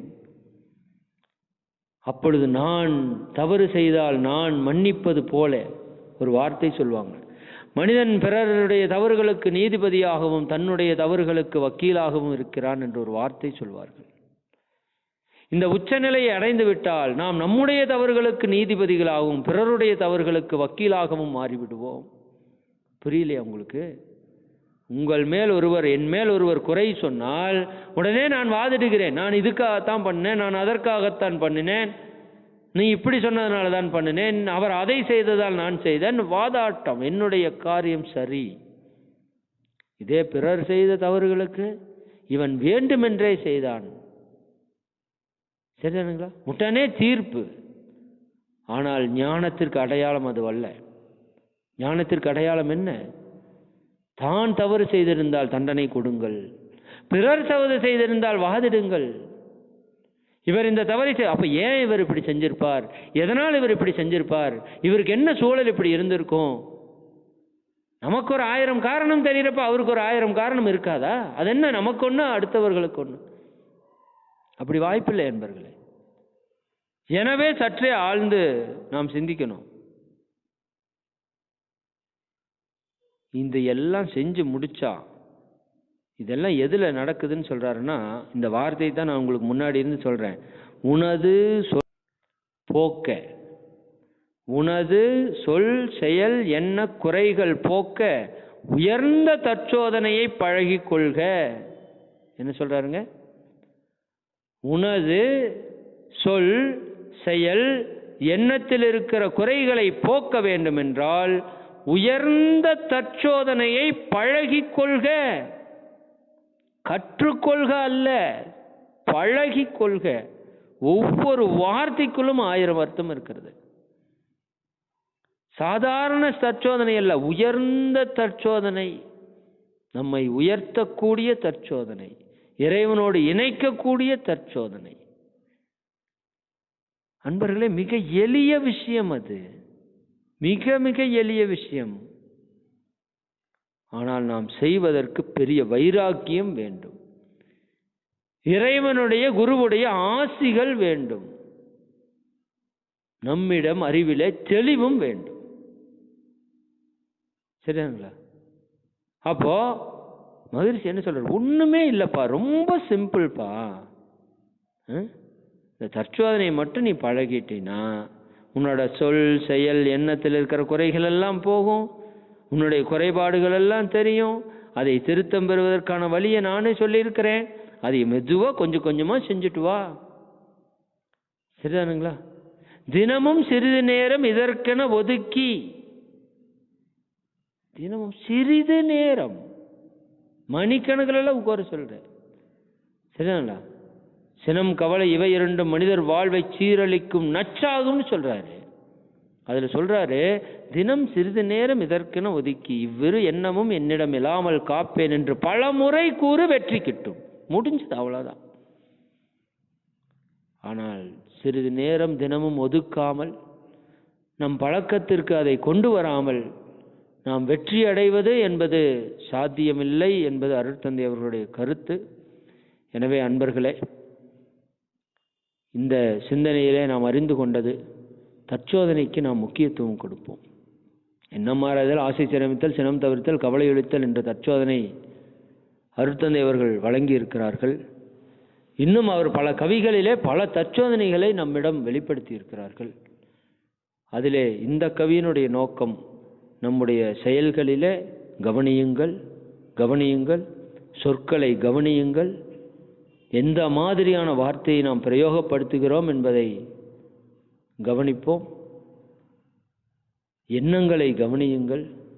இந்த மூன்றையும் கவனித்து இதை மாற்றிக்கொள்வதற்கான வழிகளை நாம் கண்டறிந்தோமானால் இப்பிறவியில் நாம் இறையுணர்வு பெறுவது நிச்சயம் என்ற கருத்தை கூறி இந்த ஒரு தெய்வீகமான வாய்ப்பை வழங்கியுள்ள அனைத்து மனித தெய்வங்களுக்கும் நன்றிகளை உரித்தாக்கி, நாம் அனைவரும் அருட்பேராற்றல் கருணையினால் இறையுணர்வு, அறநெறி, கல்வி, தனம், தானியம், இளமை, வலிவு, துணிவு, நன்மக்கட்பேறு, அறிவிலுயர்ந்தோர் நட்பு, அன்புடைமை, அகத்தவம், அழகு, புகழ், மனித மதிப்புணர்ந்து ஒழுகும் பண்பு, பொறையுடைமை எனும் பேறு 16 பெற்று போற்றலுக்கும் தூற்றலுக்கும் வாழ்த்துக்களே கூறி மறை விளக்கும் உயர் வாழ்வை மதித்து ஒழுக்கம் காத்து மனையறத்தின் ஒளிவிளக்காய் வளமோங்கி வாழ்வோம். வாழ்க வளமுடன், வாழ்க வளமுடன். வாய்ப்புக்கு நன்றி. வாழ்க வளமுடன். சான்றோர் பெருமக்களே, மிகவும் சிறப்பாக மதிப்பிற்கும் மரியாதைக்கும் உரிய பேராசிரியர் அருள்நிதி மதன் ஐயா அவர்கள் தனது குறை ஆழ்ந்துணர்ந்து என்ற தலைப்பிலே நமக்கு நல்ல பல விளக்கங்களை அளித்து நம் சிந்தனைகளை உயர்த்தியிருக்கின்றார்கள். அவர்களுக்கு நமது நன்றிகளையும் வாழ்க வளமுடன் வாழ்த்துக்களையும் தெரிவித்து மகிழ்கின்றோம். ஐயா அவர்களுக்கு நமது நன்றிகளை வாழ்த்தின் மூலமாக தெரிவித்து மகிழலாம். இணைப்பில் உள்ள அனைவரும் தவநிலைக்கு வந்து அவர்களை வாழ்த்தி மகிழலாம். மதிப்பிற்கும் மரியாதைக்கும் உரிய பேராசிரியர் அருள்நிதி மதன் ஐயா அவர்கள் வாழ்க வளமுடன். ஐயா அவர்களின் உடல் நலம் வாழ்க வளமுடன். ஐயா அவர்களின் அன்பு குடும்பம் வாழ்க வளமுடன். ஐயா அவர்களின் அனைத்து பணிகளும் சிறப்பாக நடைபெற வாழ்க வளமுடன். வாழ்க வளமுடன் ஐயா. அன்பானவர்களே, நேற்றைய தினம் நிறைய அன்பர்கள் குரு காணிக்கை வழங்கி மகிழ்ந்திருக்கின்றார்கள். இன்னும் நிறைய அன்பர்கள் குரு காணிக்கை வழங்கியும் வருகின்றார்கள். அனைத்து அன்பர்களுக்கும் நன்றிகளும் வாழ்க வளமுடன் வாழ்த்துக்களையும் குருவின் நினைவிலிருந்து வாழ்த்தி மகிழ்கின்றோம். தாங்கள் அளிக்கும் குரு காணிக்கைக்கு இந்திய வருமான வரித்துறையின் ATGயின் படி வருமான வரி விலக்கு உண்டு என்பதையும் அன்போடு தெரிவித்துக் கொள்கின்றோம். இப்பொழுது மேலும் சில அறிவிப்புகளை காணொளி காட்சியின் மூலமாக காணலாம். வாழ்க வளமுடன். வாழ்க வையகம், வாழ்க வையகம், வாழ்க வளமுடன். வாழ்க வளமுடன். வாழ்க வையகம், வாழ்க வளமுடன். வாழ்க வையகம், வாழ்க வையகம், வாழ்க வளமுடன். வாழ்க வையகம். உங்கள் அனைவருக்கும் ஒரு ஆத்மார்த்தமான வேண்டுகோள். ஆன்மீக உலக சாதனை தவம் 15வது வேதாத்திரிய வேள்வி தினம். ஆசான் அருள் தந்தை வேதாத்ரி மகரிஷி அவர்கள் அருளிய வேதாத்திரியும் உலகம் முழுவதும் சென்றடைய ஒன்று கூடுவோம். மார்ச் 28, 2021 ஞாயிற்றுக்கிழமை மாலை 6 மணிக்கு சிறப்பு வாய்ந்த பௌர்ணமி தினத்தில் ஆன்மீக உலக சாதனை புரிய தாங்களும் தங்கள் குடும்பத்தினரும் அனைவரும் ஒரு சேர அமர்ந்து இந்த தவத்தில் ஈடுபடலாம். பஞ்சபூத நவகிரக தவம் இயற்ற உங்கள் குடும்பத்தினர், உறவினர் மற்றும் நண்பர்களுடன் வாருங்கள். நீங்கள் அனைவரும் வந்து கலந்து கொண்டு இந்த தவத்தை சிறப்பித்து தர வேண்டும். இருந்த இடத்தில் இருந்து கொண்டே, ஒரு செல்போன் மட்டும் இருந்தால் போதும், அங்கிருந்து கொண்டே நீங்கள் இந்த பயிற்சியில் கலந்து கொள்ளலாம். ஸ்கை யோகா டிவி யூடியூப் சேனலை சப்ஸ்கிரைப் செய்து பெல் பட்டனை கிளிக் செய்யவும். அன்போடு வரவேற்கிறோம். உலக சமுதாய சேவா சங்கத்தின் சார்பாக அருட்தந்தை வேதாத்ரி மகரிஷி அவர்களின் சார்பாக உங்கள் அனைவரையும் வரவேற்கிறோம். மேலும் விவரங்களுக்கு அருகில் உள்ள மனவளக்கலை மன்றங்களை தொடர்பு கொள்ளுங்கள். மார்ச் 28ஆம் தேதி ஞாயிற்றுக்கிழமை மாலை 6 மணிக்கு இந்த தவத்தில் அனைவரும் கலந்து கொள்ள மீண்டும் வேண்டுகிறோம். வணக்கம். வாழ்க வளமுடன், வாழ்க வளமுடன், வாழ்க வளமுடன். வாழ்க வளமுடன். அன்பானவர்களே, இந்த இணைப்பு நமக்கு சிறப்பாக நடைபெறுவதற்கு உதவி செய்த மதிப்பிற்கும் மரியாதைக்கும் உரிய நமது உலக சமுதாய சேவா சங்கத்தின் தலைவர் அருள்நிதி பத்மஸ்ரீ SKM மயிலானந்தன் ஐயா அவர்களுக்கு மனமார்ந்த நன்றிகளும் வாழ்க வளமுடன் வாழ்த்துக்களையும் தெரிவித்து மகிழ்கின்றோம். மேலும் இணைய வழியாக இந்த இணைப்பை காலை 5:30 மணி முதல் இரவு 9 மணி வரை பல்வேறு நிகழ்ச்சிகளோடு பெங்களூரிலிருந்து சிறப்பாக இயக்கிக் கொண்டிருக்கும் உலக சமுதாய சேவா சங்கத்தினுடைய தகவல் தொழில்நுட்ப இயக்குனர் மதிப்பிற்கும் மரியாதைக்கும் உரிய பேராசிரியர் அருள்நிதி கிருஷ்ணமுரளி ஈஸ்வரையா அவர்களுக்கும் மனமார்ந்த நன்றிகளும் வாழ்க வளமுடன் வாழ்த்துக்களையும் தெரிவித்து மகிழ்கின்றோம். மேலும் ஒவ்வொரு நாள் நிகழ்ச்சிகளையும் Vethathiriyam for world piece Facebook மற்றும் ஸ்கை யோகா டிவி யூடியூப் சேனலில் பதிவேற்றம் செய்து பல்வேறு டெக்னிக்கல் சப்போர்ட் உதவிகளை செய்து கொண்டிருக்கும் ஆழியார் டெக்னிக்கல் டீம் IT உதவியாளர்கள், நிகழ்ச்சி ஒருங்கிணைப்பாளர்கள் அனைவருக்கும் மனமார்ந்த நன்றிகளையும் வாழ்க வளமுடன் வாழ்த்துக்களையும் தெரிவித்து மகிழ்கின்றோம். இன்றைய தினம் நம்முடைய ஸ்கை யோகா டிவி யூடியூப் சேனலில் இணைப்பில் கலந்து கொண்டு நிகழ்ச்சியை சிறப்பித்த அன்பர்கள் அனைவருக்கும் உலக சமுதாய சேவா சங்கத்தின் சார்பில் மனமார்ந்த நன்றிகளும் வாழ்க வளமுடன் வாழ்த்துக்களையும் தெரிவித்து மகிழ்கின்றோம். இனி நிகழ்ச்சிகள் பற்றிய அறிவிப்புகள். தொடர்ந்து நமது ஆழியார் ஜூம் இணைப்பிலே ஆங்கில நிகழ்ச்சி நடைபெற இருக்கின்றது.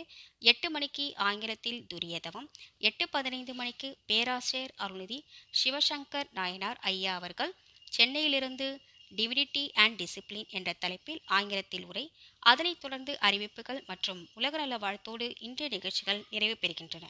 நாளைய நிகழ்ச்சிகள் நாளை வழக்கம் போல் காலை 5:15 மணிக்கு இறைவணக்கம் குரு வணக்கம், 5:30 மணிக்கு 9 மைய தவம் தமிழில் நடைபெறும், 6 மணிக்கு உடற்பயிற்சி, 7 மணிக்கு ஆங்கிலத்தில் 9 மைய தவம், காலை 10:50 மணிக்கு துரியதவம் இயற்றி மகரிஷி அவர்களின் கவிதையை தொடர்ந்து 11 மணிக்கு அறிவறிய ஆன்மீக அறிவு என்ற தலைப்பிலே முதுநிலை பேராசிரியர் அருள்நிதி வேத சுப்பையா ஐயா அவர்கள் கோயம்புத்தூரிலிருந்து நமக்கு நல்ல பல விளக்கங்களை அளித்து 11:45 மணிக்கு நம்முடைய கேள்விக்கான சிறப்பான பதிலையும் அளிக்கிருக்கின்றார்கள்.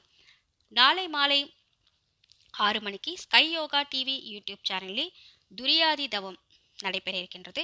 6:30 மணிக்கு மனமே பற்றிடு விட்டிடு மகிழ்ந்திடு என்ற தலைப்பில் பேராசிரியர் அருள்நிதி அமுதா ராமானுஜம் அம்மா அவர்கள் திருவாரூரிலிருந்து நமக்கு நல்ல பல விளக்கங்களை அளிக்கிருக்கின்றார்கள்.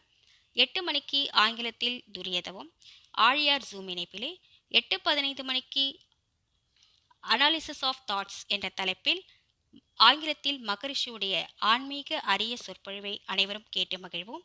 தொடர்ந்து அறிவிப்புகள், அதனைத் தொடர்ந்து உலகநல வாழ்த்தோடு நாளை நிகழ்ச்சிகள் நிறைவு பெறுகின்றன.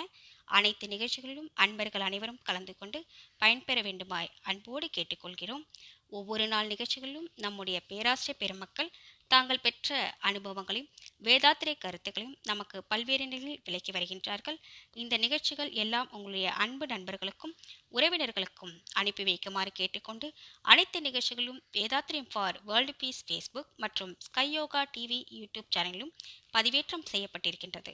அனைத்து நிகழ்ச்சிகளையும் அனைவரும் ஓய்வு நேரங்களில் கேட்டு மகிழலாம். மேலும் அனைத்து நிகழ்ச்சிகளையும் உங்களுடைய அன்பு நண்பர்களுக்கும் உறவினர்களுக்கும் அனுப்பி அனைவரையும் நிகழ்ச்சிகளை கேட்டு பயன்பெற வைப்பதும் குருவிற்கும் இந்த சமுதாயத்திற்கும் நாம் அளிக்கும் குரு காணிக்கையாகும் என்று சொல்லி இத்துணை நேரம் இந்த இணைப்பில் இணைந்த உங்கள் அனைவருக்கும் மனமார்ந்த நன்றிகளையும் வாழ்க வளமுடன் என்ற வாழ்த்துக்களையும் கூறி மீண்டும் நாளை காலை 10:50 மணிக்கு உங்களை சந்திக்கும் வரை உள்ளங்களில் வேதாத்திரியம் வளர, உள்ளங்கைகளில் வேதாத்திரியம் மலர என்றும் இணைந்திருங்கள் ஸ்கை யோகா டிவி யூடியூப் சேனலில் என்று கூறி உங்களிடமிருந்து விடை பெறுவது உங்கள் அன்புக்குரிய பேராசிரியர் Jayanthi Chamundeeswaran.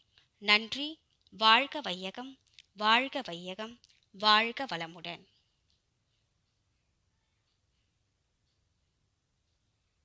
Be blessed by the divine. Let's join together to do online meditation and make a spiritual world record to spread the power of Kundalini Yoga taught by Yogiraj Vethathiri Maharishi. Join us to do 5 elements and 9 planets meditation on March 28, 2021 at 6 p.m. Indian Standard Time. Please subscribe to Sky Yoga TV channel on YouTube by pressing the bell button and participate in the online meditation. Please contact nearest Sky Centers for further details. Join us with your family and friends and make it as a grand success. Be blessed by the divine. Be blessed by the divine. Be blessed by the divine. Be blessed by the divine. May the whole world enjoy prosperity, happiness, and peace.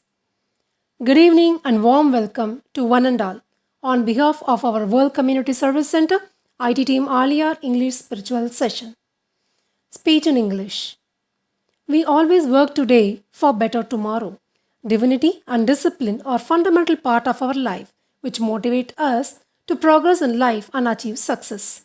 Today, we have with us Sky Professor Shivasankar Nayanar Sir to share his insights on the topic Divinity and Discipline.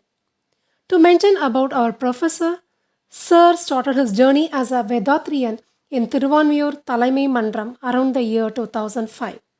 He finished his MSc in Yoga for Human Excellency. His passion for science and spirituality made him to complete his MSc Yoga for Human Excellency with a project on the topic, a comparative study on origin of universe by Newton, Einstein and Vedatri Maharishi. Sir is currently doing his service in Medavakkam Manavalakalai Mandram and Nanganannur Anbalaya Tavamayam. Sir also volunteer for English foundation courses in Aliyar. Professionally speaking, Sir has completed his MSc Computer Science and presently working in HCL Technologies, Chennai. With a hearty welcome, I now request Professor Shivasankar Sir to kindly proceed with his speech. Thank you.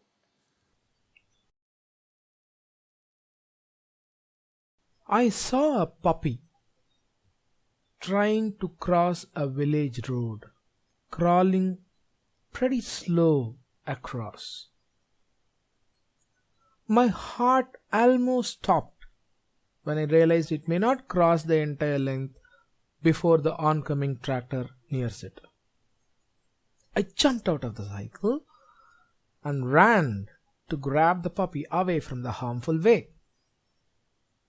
Or at least that is what I thought I was doing. Dear Vedatrians, cause and effect is all what can be defined in other terms as divinity and discipline.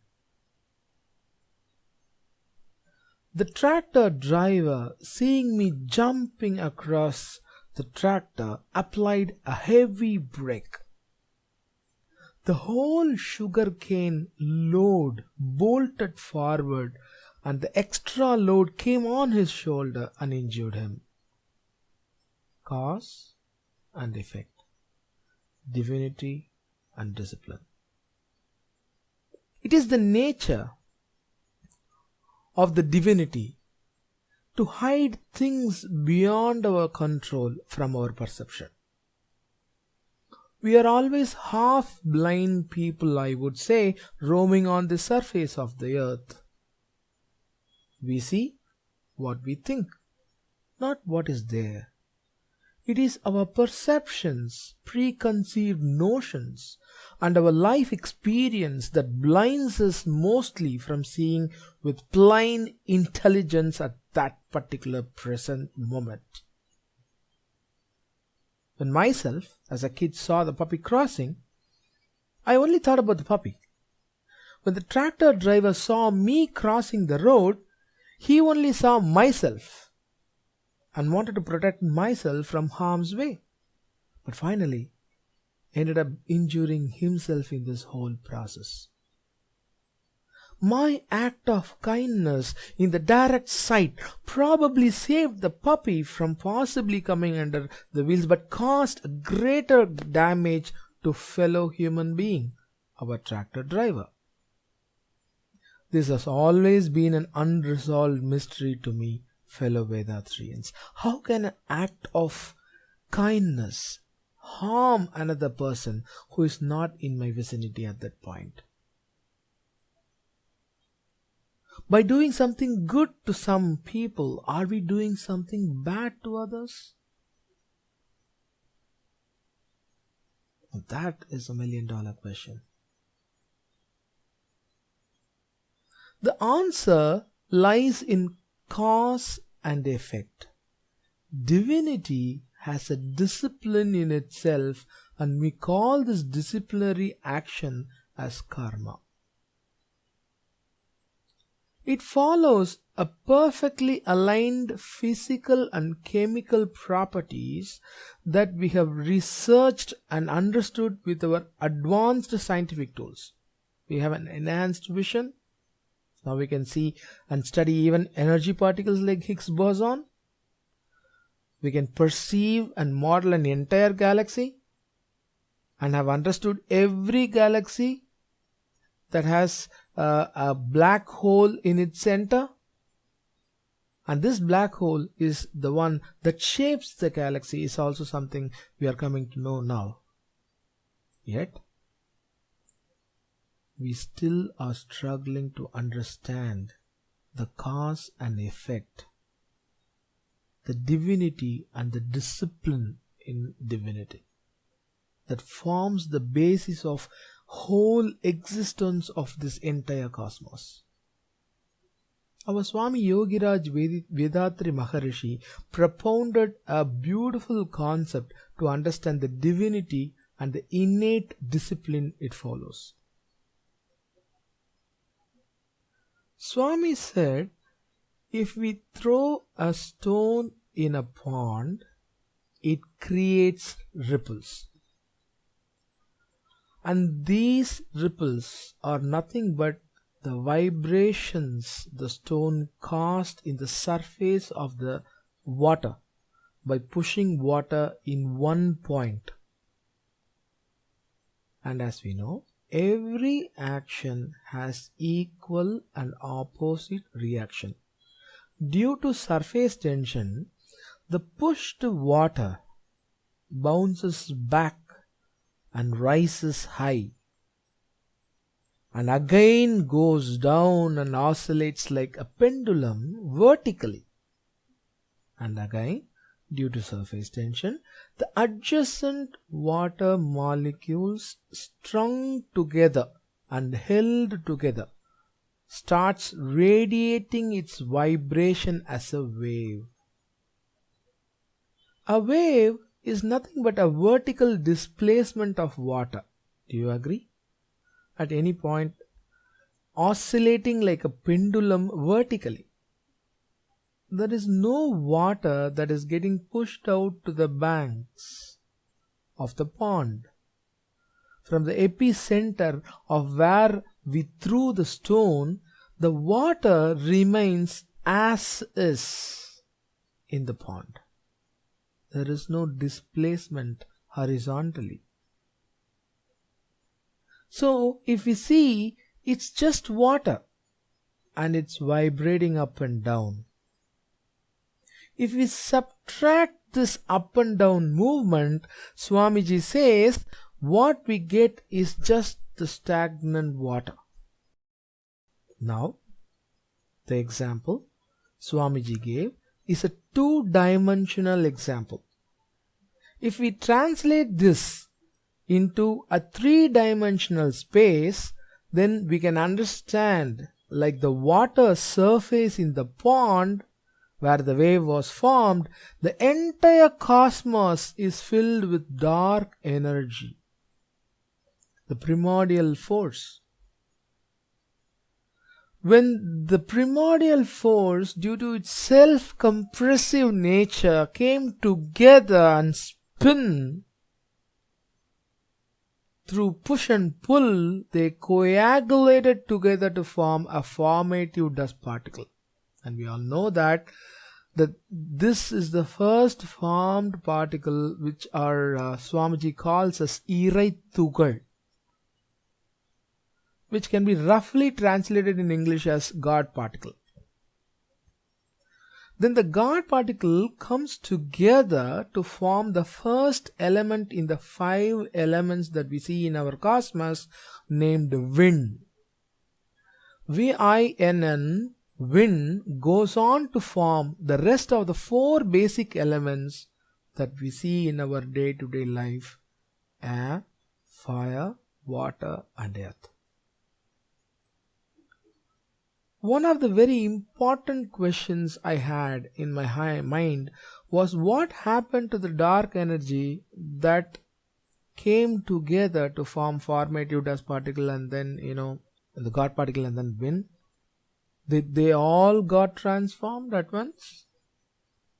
Shakti Kumaravil Ayya helped me understand in Swamiji's own word, wind mudalana aimbudamam, meaning wind is there as wind itself and also got transformed as 4 other elements. Similarly, the dark energy also exists even today as it is, and only a portion got transformed into the particulate matter that we all see today. And that is the reason why we can see dark energy between any 2 subatomic particles. How can a subatomic particle like electron go around the nucleus so fast? It's because the fluid nature of the dark energy that surrounds the nucleus, even a part of this nature, this dark energy, is trapped inside the nucleus as well, between any 2 subatomic particle. For that matter, any 2 energy particle. So divinity, the God Almighty, the dark energy, the primordial force is there everywhere. There is no place without it. Everything around us is formed from it, from its self-transformation. Everything that we see is nothing but a push and a pull, a vibration that caused the self-compressive dark energy to spin to form formative dust particle and thereon all these particles. The discipline that is innate to this galaxy formation is imprinted deeply in every DNA of every cell in our body. So the DNA innately knows how to live an amicable life, a disciplined life. Godliness is imprinted in every DNA strand. We call these disciplinary thoughts as intuitiveness. We intuitively know that if we harm others, we are the ones who gets harmed back in some or the other way. Cause and effect, and that is how divinity has got self-transformed itself into this disciplined space-time fabric of huge cosmos. Cause and effect. Every living and non-living thing are nothing but part and parcel of this divinity and its discipline it has set up in its core design, the cause and effect. What is to lead a highly disciplined life after all? When we go to Swamiji, he says, I, in my lifetime, will not cause harm to the mind or body of myself or others in the present or in the future. That's what it is.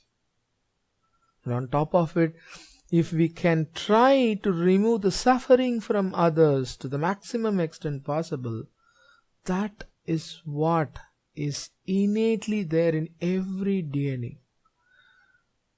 Live symbiotic life, an amicable life. Live and let live. This is the core of Swamiji's all teaching. This is the core of discipline in the divinity. This is the core of everything that has formed around us. and this is the core that each one of us must follow and teach others to achieve world peace. Be blessed by divine. வாழ்க வளமுடன். Thank you very much, sir, for enlightening us with your excellent speech. Now we move on to the important announcements. Pandemic situation is still not over, and the need of the hour is higher immunity level with people coming out in large numbers devoid of safety measures. For gaining higher immunity level against possible infections, we have the ancient practice of Siddhas called Kayakalpa Yoga, which is now available as online courses. Visit kayakalpayoga.edu.in to learn this technique from the comfort of your home and stay healthy. Download the Android app and recommend it to your friends and relatives. Visit kundaliniyoga.edu.in to learn all Sky courses in online mode in the language of your ease. They are offered in English, Tamil and Kannada. Check Anboli app on Android phones to access or download our Swamiji's precious speeches. Sky Yoga TV is our YouTube channel and Facebook page is also available. Connect with them and subscribe to get notifications about all our programs and listen to all past speeches of our professors on various concepts of Sky Yoga. Join our special meditation session individually for Guinness World Record on 28 March 2021 at 6 p.m. by subscribing to Sky Yoga TV YouTube channel. Click the notification button for updates. Donate generously to World Community Service Center through Anboli app or vedatri.edu.in, our prime website. All donations are eligible for income tax exemption under Section 80G. It is time for us to express our gratitude. Let us all come to Turiya State to bless our Professor Shivasankar Sir for his excellent speech. Professor Shivasankar Nayanar Bernard Shah Sir, be blessed by the divine. His good health, be blessed by the divine. His loving family, be blessed by the divine. His divine services, be blessed by the divine. We would like to extend our blessings to the Sky meditators for their kind donations. Your generous donations will help us a lot to serve the society. By the grace of divine power, may you and your family enjoy good health, long life, enough wealth, prosperity, wisdom, and peace. Be blessed by the divine. We are happy to bring the following online programs live from Alia Temple of Consciousness tomorrow. 5:15 a.m. 9 Center Meditation in Tamil. 6 a.m. Exercise in Tamil. 7 a.m. 9 Center Meditation in English. 11 a.m. Speech in Tamil by Senior Professor Veda Subbaya from Kovai on the topic Arivariya Aanmiga Arivu. 6 p.m. Meditation in Tamil. 6:30 p.m. Speech in Tamil by Professor Amuda Ramanujam from Thiruvarur on the topic Maname Patrittu Vittidu Magilndidu. 7:30 p.m. Speech in English, a rare audio of our beloved Guru Vedatri Maharishi. Please share the program invite with your friends and relatives to get more people benefited through our practices. We thank our beloved President Arulnidhi Padma Shri S.K. Mailanandam Sir for his leadership, continuous support and guidance. Looking forward to see you all tomorrow. Till then, stay safe and practice our Kundalini Yoga. This is Janaka Veeraraghavan from Aliyar World Community Service Center IT team signing off. Be blessed by the divine. Let us now conclude this session with world blessings. May the world be blessed with plenty of rain. The farmers work to produce an abundance of grain. Let practitioners of all prosper, flourish and grow, and cultures progress through the need to share and grow. Let the rulers be beyond feelings of anger or fear, illiteracy, poverty and all evils made to disappear. Let the true lamp of knowledge burn steady and bright. Our sense of duty guides us along paths always right. Be blessed by the divine. Be blessed by the divine. Be blessed by the divine. Good night. Be blessed by the divine. Let's join together to do online meditation and make a spiritual world record to spread the power of Kundalini Yoga taught by Yogiraj Vethathiri Maharishi. Join us to do 5 elements and 9 planets meditation on March 28, 2021 at 6 p.m. Indian Standard Time. Please subscribe to Sky Yoga TV channel on YouTube by pressing the bell button and participate in the online meditation. Please contact nearest Sky centers for further details. Join us with your family and friends and make it as a grand success. Be blessed by the divine.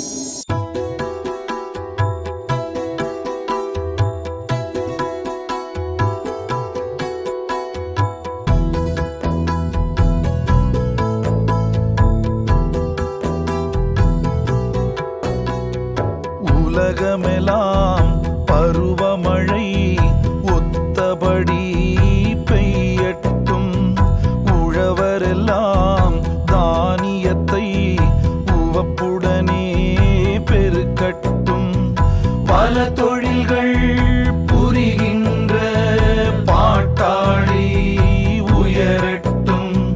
பகுத்துணர்வில் தொகுத்துணர்வு பண்பாட்டை உயர்த்தட்டும்.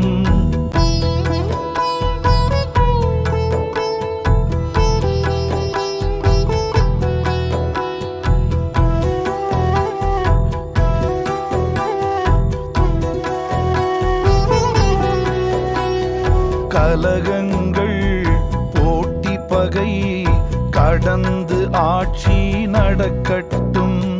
கல்லாமை கடன் வறுமை களங்கங்கள் மறையட்டும்.